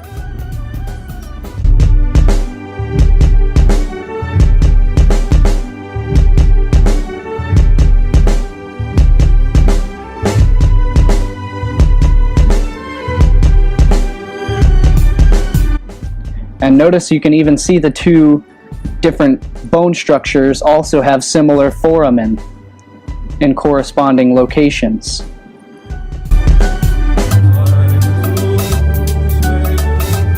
And I found this image, surprisingly, as I was actually looking for the Vesica Pisces to relate to this innermost chamber here in the brain as well, to relate it to how certain segments of the fornix here directly correspond geometrically to the vagina, as well as the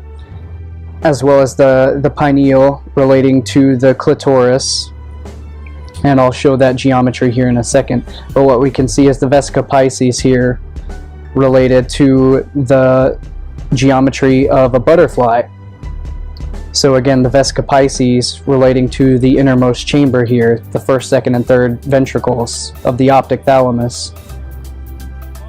And here, as I was just mentioning, we can see, again, which I mentioned was the innermost chamber, the fornix, the third ventricle, as well as the first and second ventricles of the optic thalamus. So this is an image that I found quite a while ago of a CT scan of the human brain is what we're looking at here. And as soon as I saw this, I immediately made a mental connection of the geometry that I was looking at. And what I immediately saw was how the Vesica Pisces fits here within the two hemispheres of the human brain, making up the geometry of this third ventricle, which falls direct midline of the bilateral symmetry of the human body. And so what we're looking at directly corresponds to the female vagina, or in other words, here we can see the prepuce right here of the clitoris, and here would be the clitoral frenulum, the frenulum clitoridis, which, as we can see, directly corresponds with the brain. Here we've got the two branches, which would be either the bulb of the vestibule or the two major labia, the labia majora, the two lips of the vagina, and again the frenulum of the clitoris, the frenulum clitoridis here at the top, which joins the two. And yet again, as I was just describing, we can see the obvious geometric similarities and the correspondences between what is as above to what is below within the female anatomy. And again, as I was mentioning, we can see the similarities. You have the clitoris and the frenulum clitoridis, the body of the clitoris, within the human brain as well, as we can see the exact same corresponding geometry. And again, the Vesica Pisces making up the two hemispheres of the human brain. or at least the third ventricle within the human brain, the optic thalamus region, the ophthalmos, the all-seeing eye within the human body.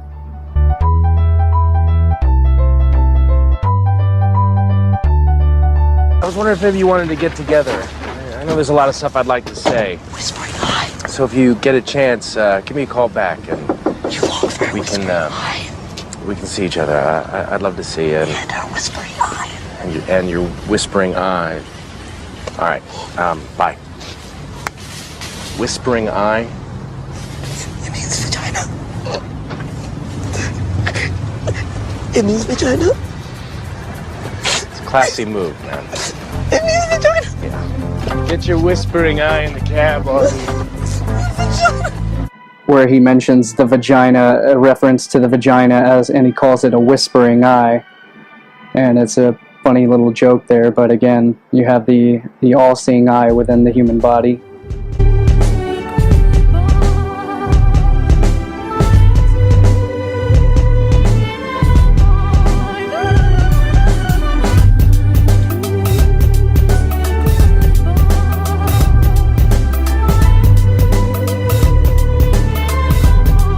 And so, as is obviously apparent, as we know, is that the female anatomy has two sets of lips. You've got the lower lips, the labia majora, as well as the labia minora, and then you've got the obvious two lips of the mouth. And as I was just mentioning, within the optic thalamus region of the brain, I was mentioning again the frenulum clitoridis, as we could see in the human brain, and here we are looking at the correspondence between the tongue, and this image is flipped upside down to mirror the image of the frenulum clitoridis, which would actually be this invisible section right here on the outside, just beneath the clitoris right here. But again, we're seeing what is called the lingual frenulum. In other words, the lingual, etymologically linked to tongue, as in from Latin lingua, relating to the tongue. And again, I mentioned the female anatomy having two sets of lips, which refers to the word labia, which means lips, which the root word of lab. As I said, the female has two sets of lips. We all know that the male has two heads, as above, so below the belt. So again, as I was just mentioning, here we have an image of the developing human anatomy, of the human sexual anatomy, and what we're looking at again is the similarity between the male and the female, which, again, this is the prepuce, or in other words, what corresponds in religion to this is the Virgin Mary's, this is her hood. And just beneath that we have the glans clitoridis, which is the clitoris. Hey there, little Red Riding Hood. You sure are looking good. You're everything big bad wolf would want. Little Red Riding Hood. I'd like to hold you if I could, but you might think I'm a big bad wolf, so I won't. Hey there, little Red Riding Hood. What for lips you have?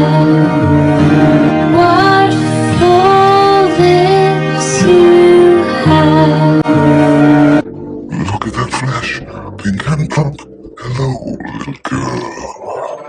Tender and fresh, not one lump. Hello, little girl.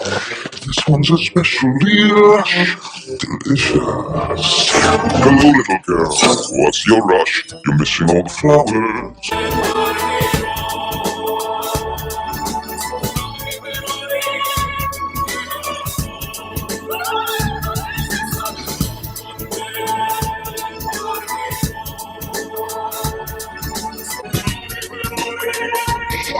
Some won't sit for hours. Take your time. That's straight ahead, not delay, your beam is led. So, little girl, hark and hush. The birds are singing sweetly.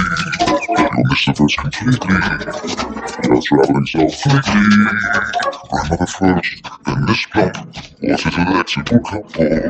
Out of profession, one person, one couple, Come on, May, follow the path that never strays. Just so, little girl. And leave the path. So many worth exploring. This one will be so boring because you're ignoring. Think of those crisp, aging bones and something fresh on the palate. Think of that scrumptious carnality twice in one day. There's no possible way to describe what you feel. You're talking to your meal.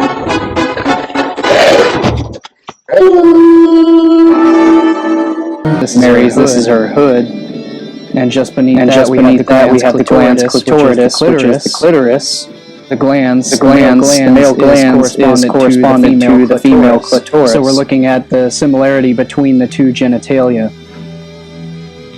And what we're looking at is the progression over time of the different genitalias between the male and the female. So we're seeing that they have the exact same anatomy. And I was mentioning the vesica piscis in the human brain, and again how it corresponds to the clitoris here geometrically in the vesica piscis, where the clitoris is located in the vesica piscis, and that also corresponds to the male anatomy. Here is, obviously I couldn't find an adequate graphic to portray what I'm talking about. So I just drew this simple image of what we're looking at is actually the male glands. We're looking at the male penis head, which holds the same geometry of the vesica piscis as well. But so we're looking at how the male anatomy also follows the same sacred geometry, the vesica piscis, same as the female vagina. And again, same as within the human brain. So both the male and the female both correspond to as above, so below the belt. And since we're on the male anatomy corresponding to the human brain, as above, so below the belt, here what we're looking at is the pituitary gland, which hangs down from the hypothalamus area. And as we're looking at this, it basically needs no explanation, although I'm here explaining it anyways. The similarity between the male genitalia and as above, so below the belt. The pituitary gland and the male testicles. So as above, so below the belt. Again, one of the only glands that falls at the direct midline of the human brain, and again, one of the only organs that falls at the direct midline of the human anatomy. And I mentioned how the female anatomy, the female has two sets of lips, the labia majora of the vagina as well as the lips of the mouth. So she's got what we like to joke about is her vertical smile as well as her horizontal smile. So the two lips, the labia. And here we're looking at the as above, so below the belt in the male anatomy, and what we know as the lingual frenulum, as well as the lingam frenulum, the penis, the penile frenulum. So again, as above, so below the belt. And when we get into the linguistics and the etymology of the lingam, again, the ling refers to the phallic. The lingual, comes from Latin lingua. Is in language we have what's called the labial, meaning referring to the lips, as in a labial stop, which is a complete closure of the lips during speech, during discourse. When we look up the etymology of language, from language, the etymology of the root word lang or lang actually means long. When we look up language, which refers to the tongue, the linguistics, from the Latin lingua, of the tongue, which comes from the Proto-Indo-European root of ding, meaning tongue. And this is the root word ding, the root phonetic sound ding, as in the ding-a-ling, as in the male lingam, so the tongue as it corresponds to the penis, the lingam and the lingua, the tongue and the penis. So we have the lingam and the lingua. And the root word of tongue, again, comes from Proto-Indo-European ding. So the ding-a-ling. The ding-a-ling. The penis and the tongue. which brings us to the root word of ling, of longere. Of lingual is longere, to lick, to use the tongue, to lick. Longere, or pronounced, could alternately be pronounced lingerie. And the secular etymology of lingerie refers to linen, but when we look at the lingerie, it's actually the long, thin string, or in other words, the ling, which, when you look up etymologically of ling, refers to things that are long, and as in a penis, the male, the phallic, it's the male aspect. So this brings us back to the cunnilingus, using the tongue, is a compound word of cunny or cunnus, vulva. When you refer to a cunny, is known as the Playboy bunny, which is the fertility of the bunny. The female bunny refers to the cunny. The rabbit, synonym for cunny, which comes from cunt, which is where we get the sexy fertility Playboy bunny, the female bunny. So Latin cunnus, or vulva, the cunt, and to lick, longere, cunnilingus, to lick the cunt. And this is why a cunning linguist is always best at cunnilingus. As I said, the female has two sets of lips. We all know that the male has two heads. So this is called the diencephalon, and it's referred to as the cephalic portion of the brain, relating to the diencephalon, which etymologically comes from cephalic, pertaining to the head, from Latin cephalicus, from cephalikos, pertaining to the head. Cephalic contains the word phallic within it. Cephalic, pertaining to the head. As above, so below the belt. This is an image that I compiled. What we're looking at is the muscles of the perineum, or in other words, we're looking at the pelvic muscles of the genitalia. We're looking at the genitalia muscles. And this is the female, this is the male, which obviously have an almost exact corresponding muscle structure.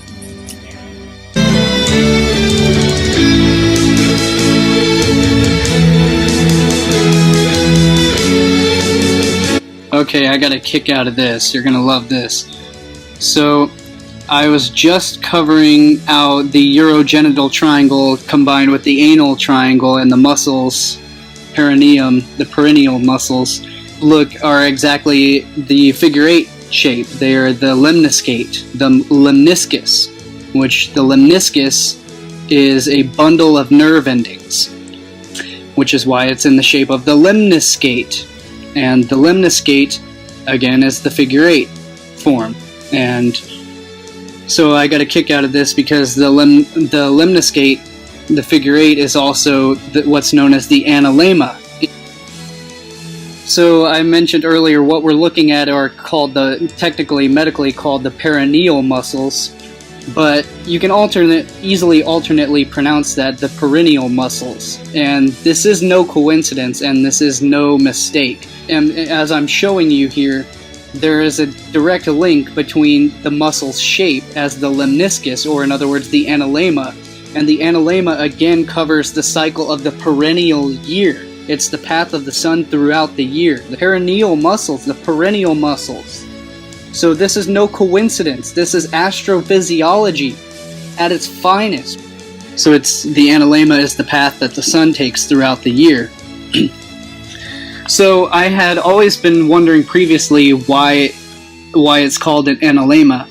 Up again after seeing that the anal triangle, the muscles of the perineus, and the sphincter muscles are literally the analemma shape, that gave it a whole new meaning. And from Latin analemma, the pedestal of a sundial.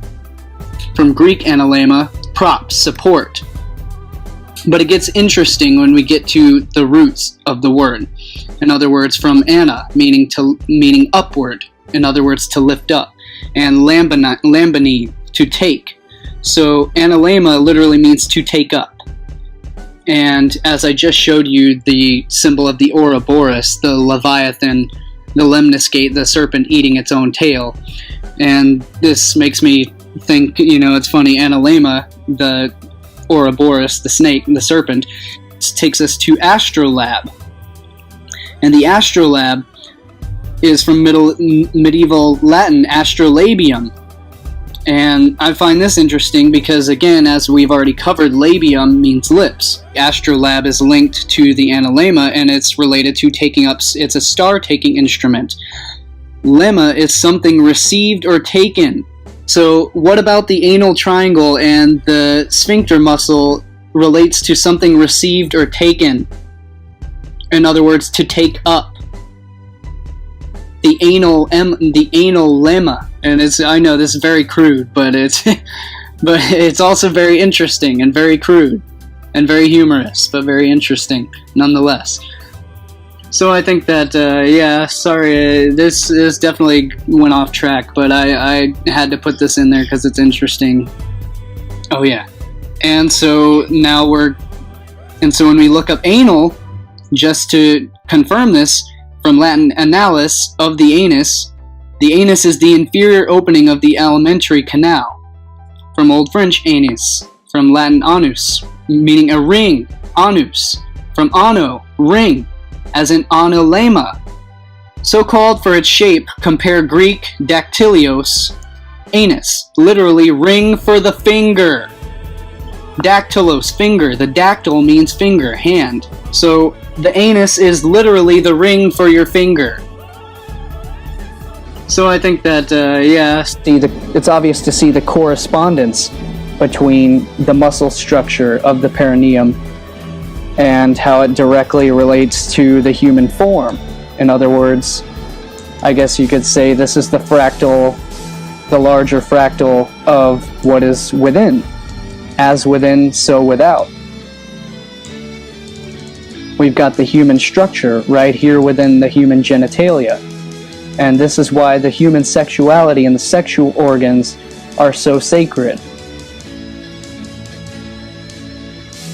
And we can see the similarities of this here is the gluteus maximus muscle. So in other words, it's the butt muscle.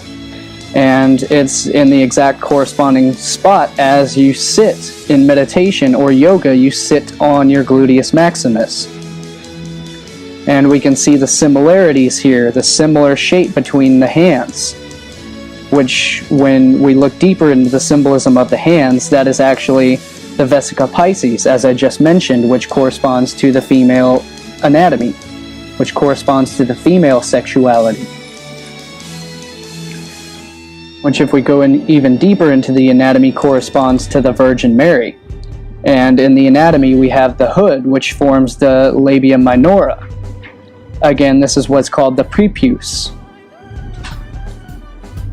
the clitoral prepuce, and the hood of the Virgin Mary. And again, the praying hands referring to the goddess, the female anatomy, the female goddess aspect. And again, as I mentioned, with the hands, the position of the hands. And what I'm pointing at here is actually the sphincter muscles, which again, as I mentioned earlier in the video, the sphincter, which relates to sphinx, comes from etymological roots of sphinx, meaning to asphyxiate, meaning to strangle. It's the strangler, because the muscles constrict, or they strangle. So again, these muscles contract, because that's a feminine energy, is contraction. In physics, the contraction is the centripetal convergence, where things contract, they go inward. So this is a constricting, contracting energy. And again, we're looking at the similarity of the hands, the hand position regarding the female anatomy. And this is why people like Angela Merkel always show you the hands, the sacred vagina, the sacred goddess, the feminine aspect. What she's showing you is the matriarchy.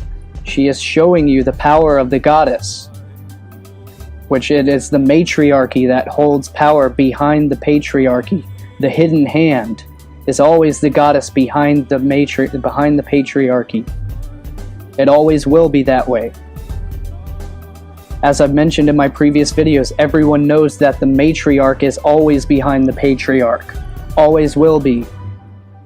She controls reproduction. She controls genetic lineage. She controls how the bloodlines will be passed down. Everyone knows that when the female is not happy, the male will not be happy. The goddess has the ultimate say.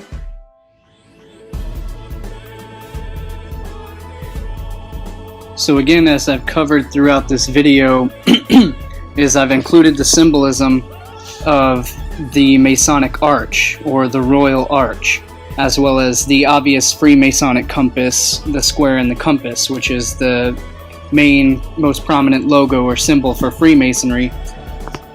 And this is the deepest truth, and you won't find this from anyone. You won't find this anywhere else. You're not going to get this truth from these so-called pseudo-fake Christian YouTubers such as Mario the Vigilant Christian, KJ Osborn of Scariest Movie Ever, not Truth Red Pill Revolution, Truth Media Revolution. None of these people are going to tell you. They don't have no idea as to what any of these symbols actually mean, as to what the all-seeing, this is the all-seeing eye of Lucifer. Absolutely clueless. What we're looking at is known as the urogenital triangle, or in other words, the as above, so below reflection that is shown in so much esoteric artwork that it's ridiculous.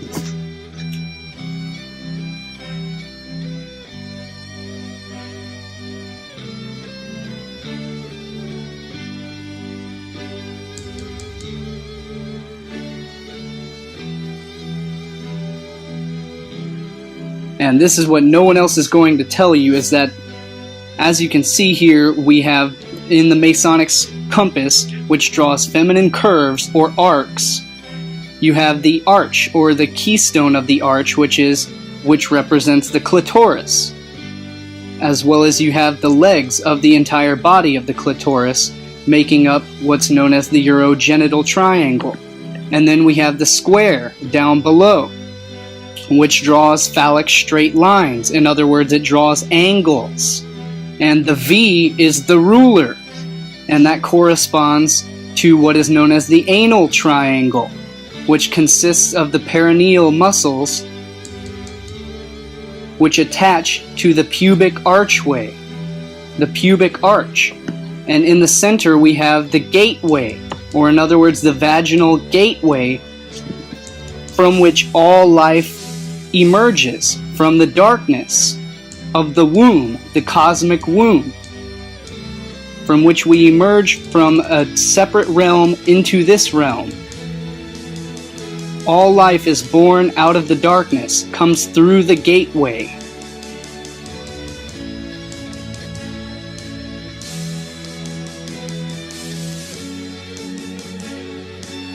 And the men of Freemasonry wear a feminine apron with the Masonic logo of the vagina right over covering their vagina, because they don't want to get the cement onto their vagina. So when you actually want to know what the real all-seeing eye in the pyramid of the Illuminati, the symbol, is all about, all you need to do is look to the human body, which is what it's all about. And this is what none of the Christian YouTubers or the Christian, so-called fake Christian truthers are going to tell you, because they have no clue. They have no idea what they're talking about. So here is your all-seeing eye of Lucifer, your truncated pyramid, with the all-seeing eye in the middle. This is what it's all about, because you get to the innermost muscles of the perineum, and you have the deep transverse perineus. And again, this is the pubic archway.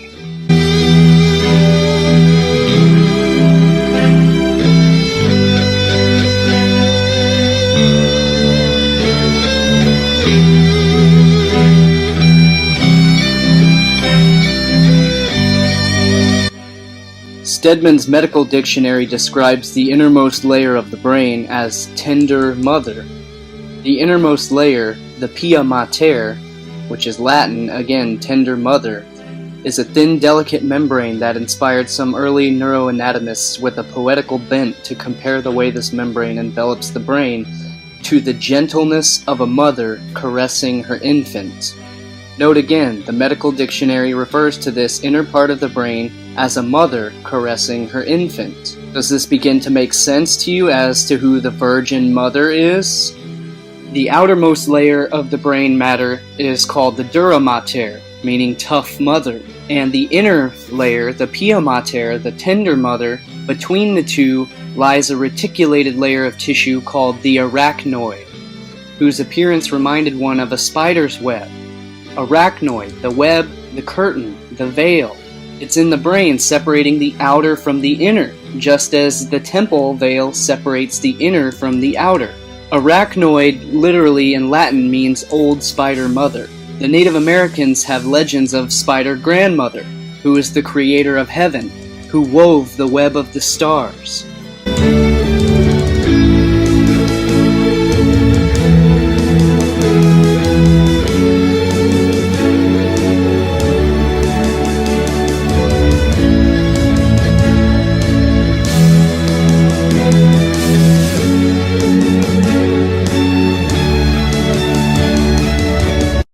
Just as in our neuroanatomy we have the web woven of neural connections, just as in the universe we have the web of neural connections within the mind of the universe.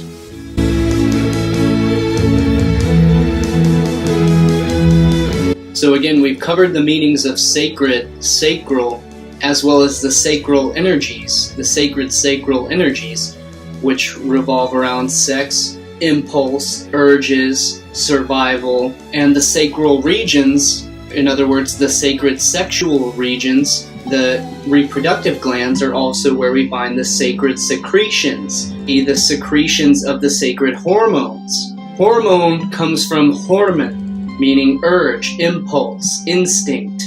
In other words, our first most basic urges. The words secrete and secret are etymologically linked. The secrete, the secretions, the sacred secretions, the sacred secret. So again, this links directly the connections between the sacral region, the sexual regions, and the pineal gland, as well as the pituitary gland in the brain, which also produce the sacred secret, the secretions of the hormones, of the hormone, the urge, the impulse. So again, this directly links the as above, so below the belt. As within the brain, so below the belt. And again, the fornix and the pia mater, or in other words, the vault of heaven and the tender mother and her vault within the brain, the vesica piscis. So the chrism, the Christ, sits within the vesica piscis, the tender mother, in the arms of the pia mater, of the tender mother. And within the brain, the word Christ comes from Latin and Greek chrism, Christos, or oil. And these are all of these are the holy anointing oils. They are the sacred secretion. And the pia mater, the tender mother, actually produces 70% of the body of the cerebrospinal fluid. In other words, the pia mater, the tender mother, literally produces the Christ.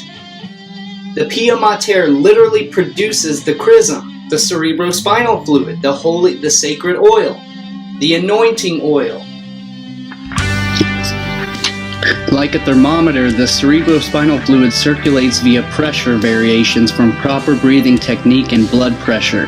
It must be kept clean or pure, or it will stagnate and cause disease. The cerebrospinal fluid, the Christ, gets crucified at the blood-brain barrier and the vagus nerve, the 33rd vertebrae. The Christ, the CSF, is produced and born in the fornix. It travels down, or in other words, the cave. It travels down, or the manger. It travels down the spine and rises up again like the phoenix after being crucified at the blood-brain barrier at the 33rd degree. Christ is crucified at the 33rd, age 33, the 33rd vertebrae, called Golgotha, the place of the skull. It is sanctified, consecrated at the inner sanctum, the womb, and the tomb. A sanctum means the innermost chamber. In other words, the third ventricle, the Holy of Holies. He comes from the womb and ends up in the tomb. The birth and the death, the first and the last, the alpha and the omega. Active production of spinal fluid, CSF, requires energy to cause the cell linings to the ventricles to secrete salt into the ventricles. The root word sal is where we get salvation, salivation, the salt of the earth. Salt saves, it's a preservative.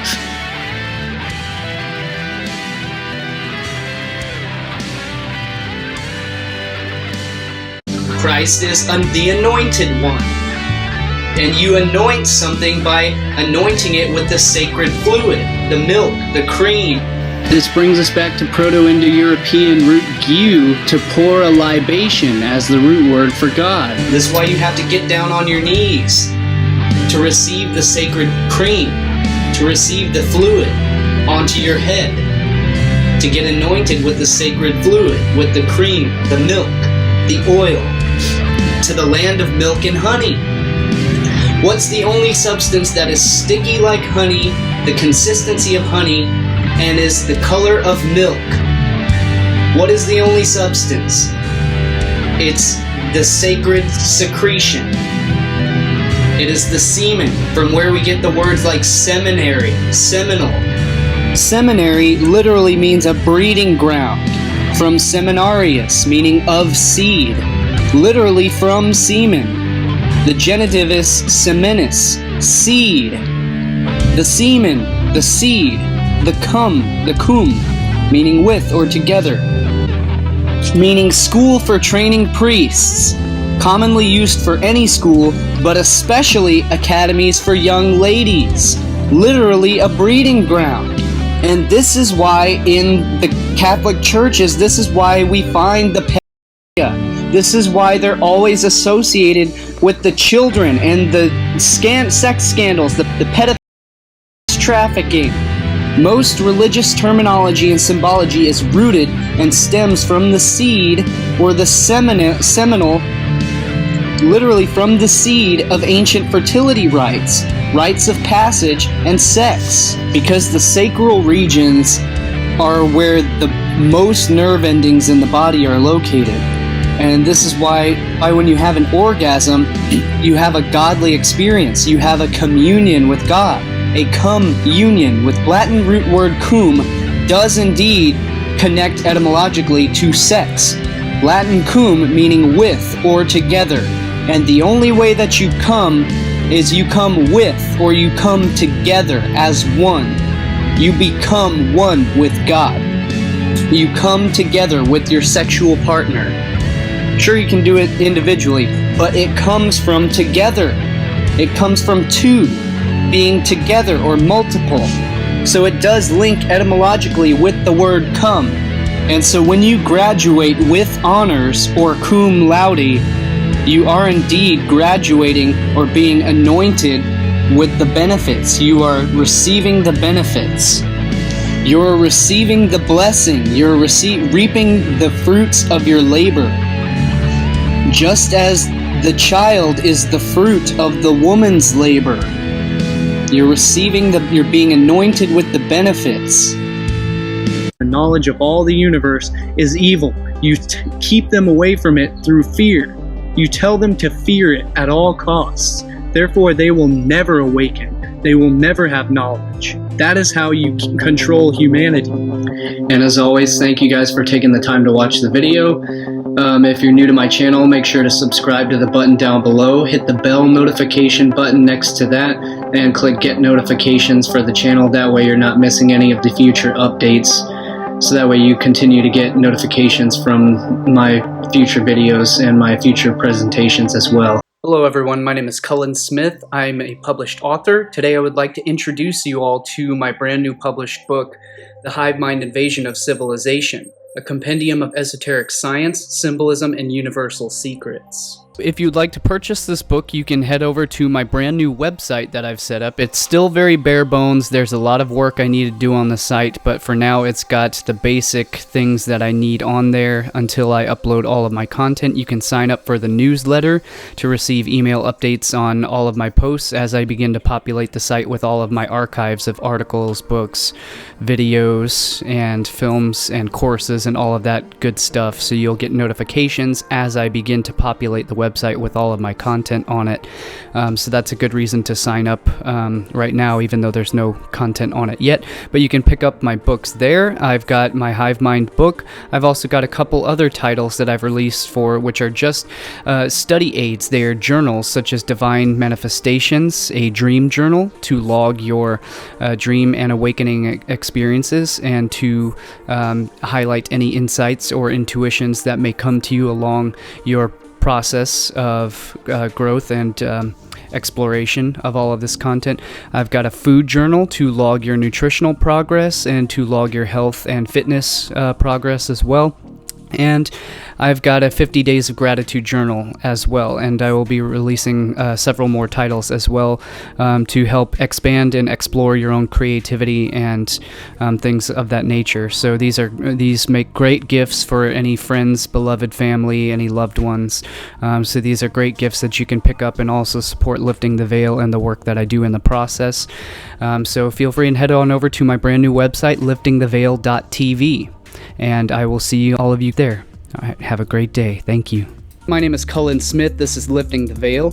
You can find all of my full books, presentations, videos, films, articles, posts at subscribestar.com/liftingtheveil. Patreon has suspended this work and my account and income stream for this content. So if you are a supporting patron, then please, I ask you to move your support over to subscribestar.com/liftingtheveil. And I have just established a completely free, uncensored, totally free speech social media platform that replaces Facebook, Twitter, YouTube, every other platform all in one on liftingtheveil.locals.com. You can download the Locals app and you can join our group and have totally free speech and totally uncensored, unrestricted content access. And there is also a ton of exclusive content, and I will leave the cited reference links in the description down below. So you can check that out for all of my full content, and I will see you guys in the next video. I rely solely on word of mouth, and the recommended algorithms are not recommending any of my videos or films anymore. My channel has literally been completely restricted, so I rely on your help by sharing my work around if you appreciate it, and leave me your comments. I definitely want to know what you have to share and what you have to think about all of this stuff, and I will see you in the next video.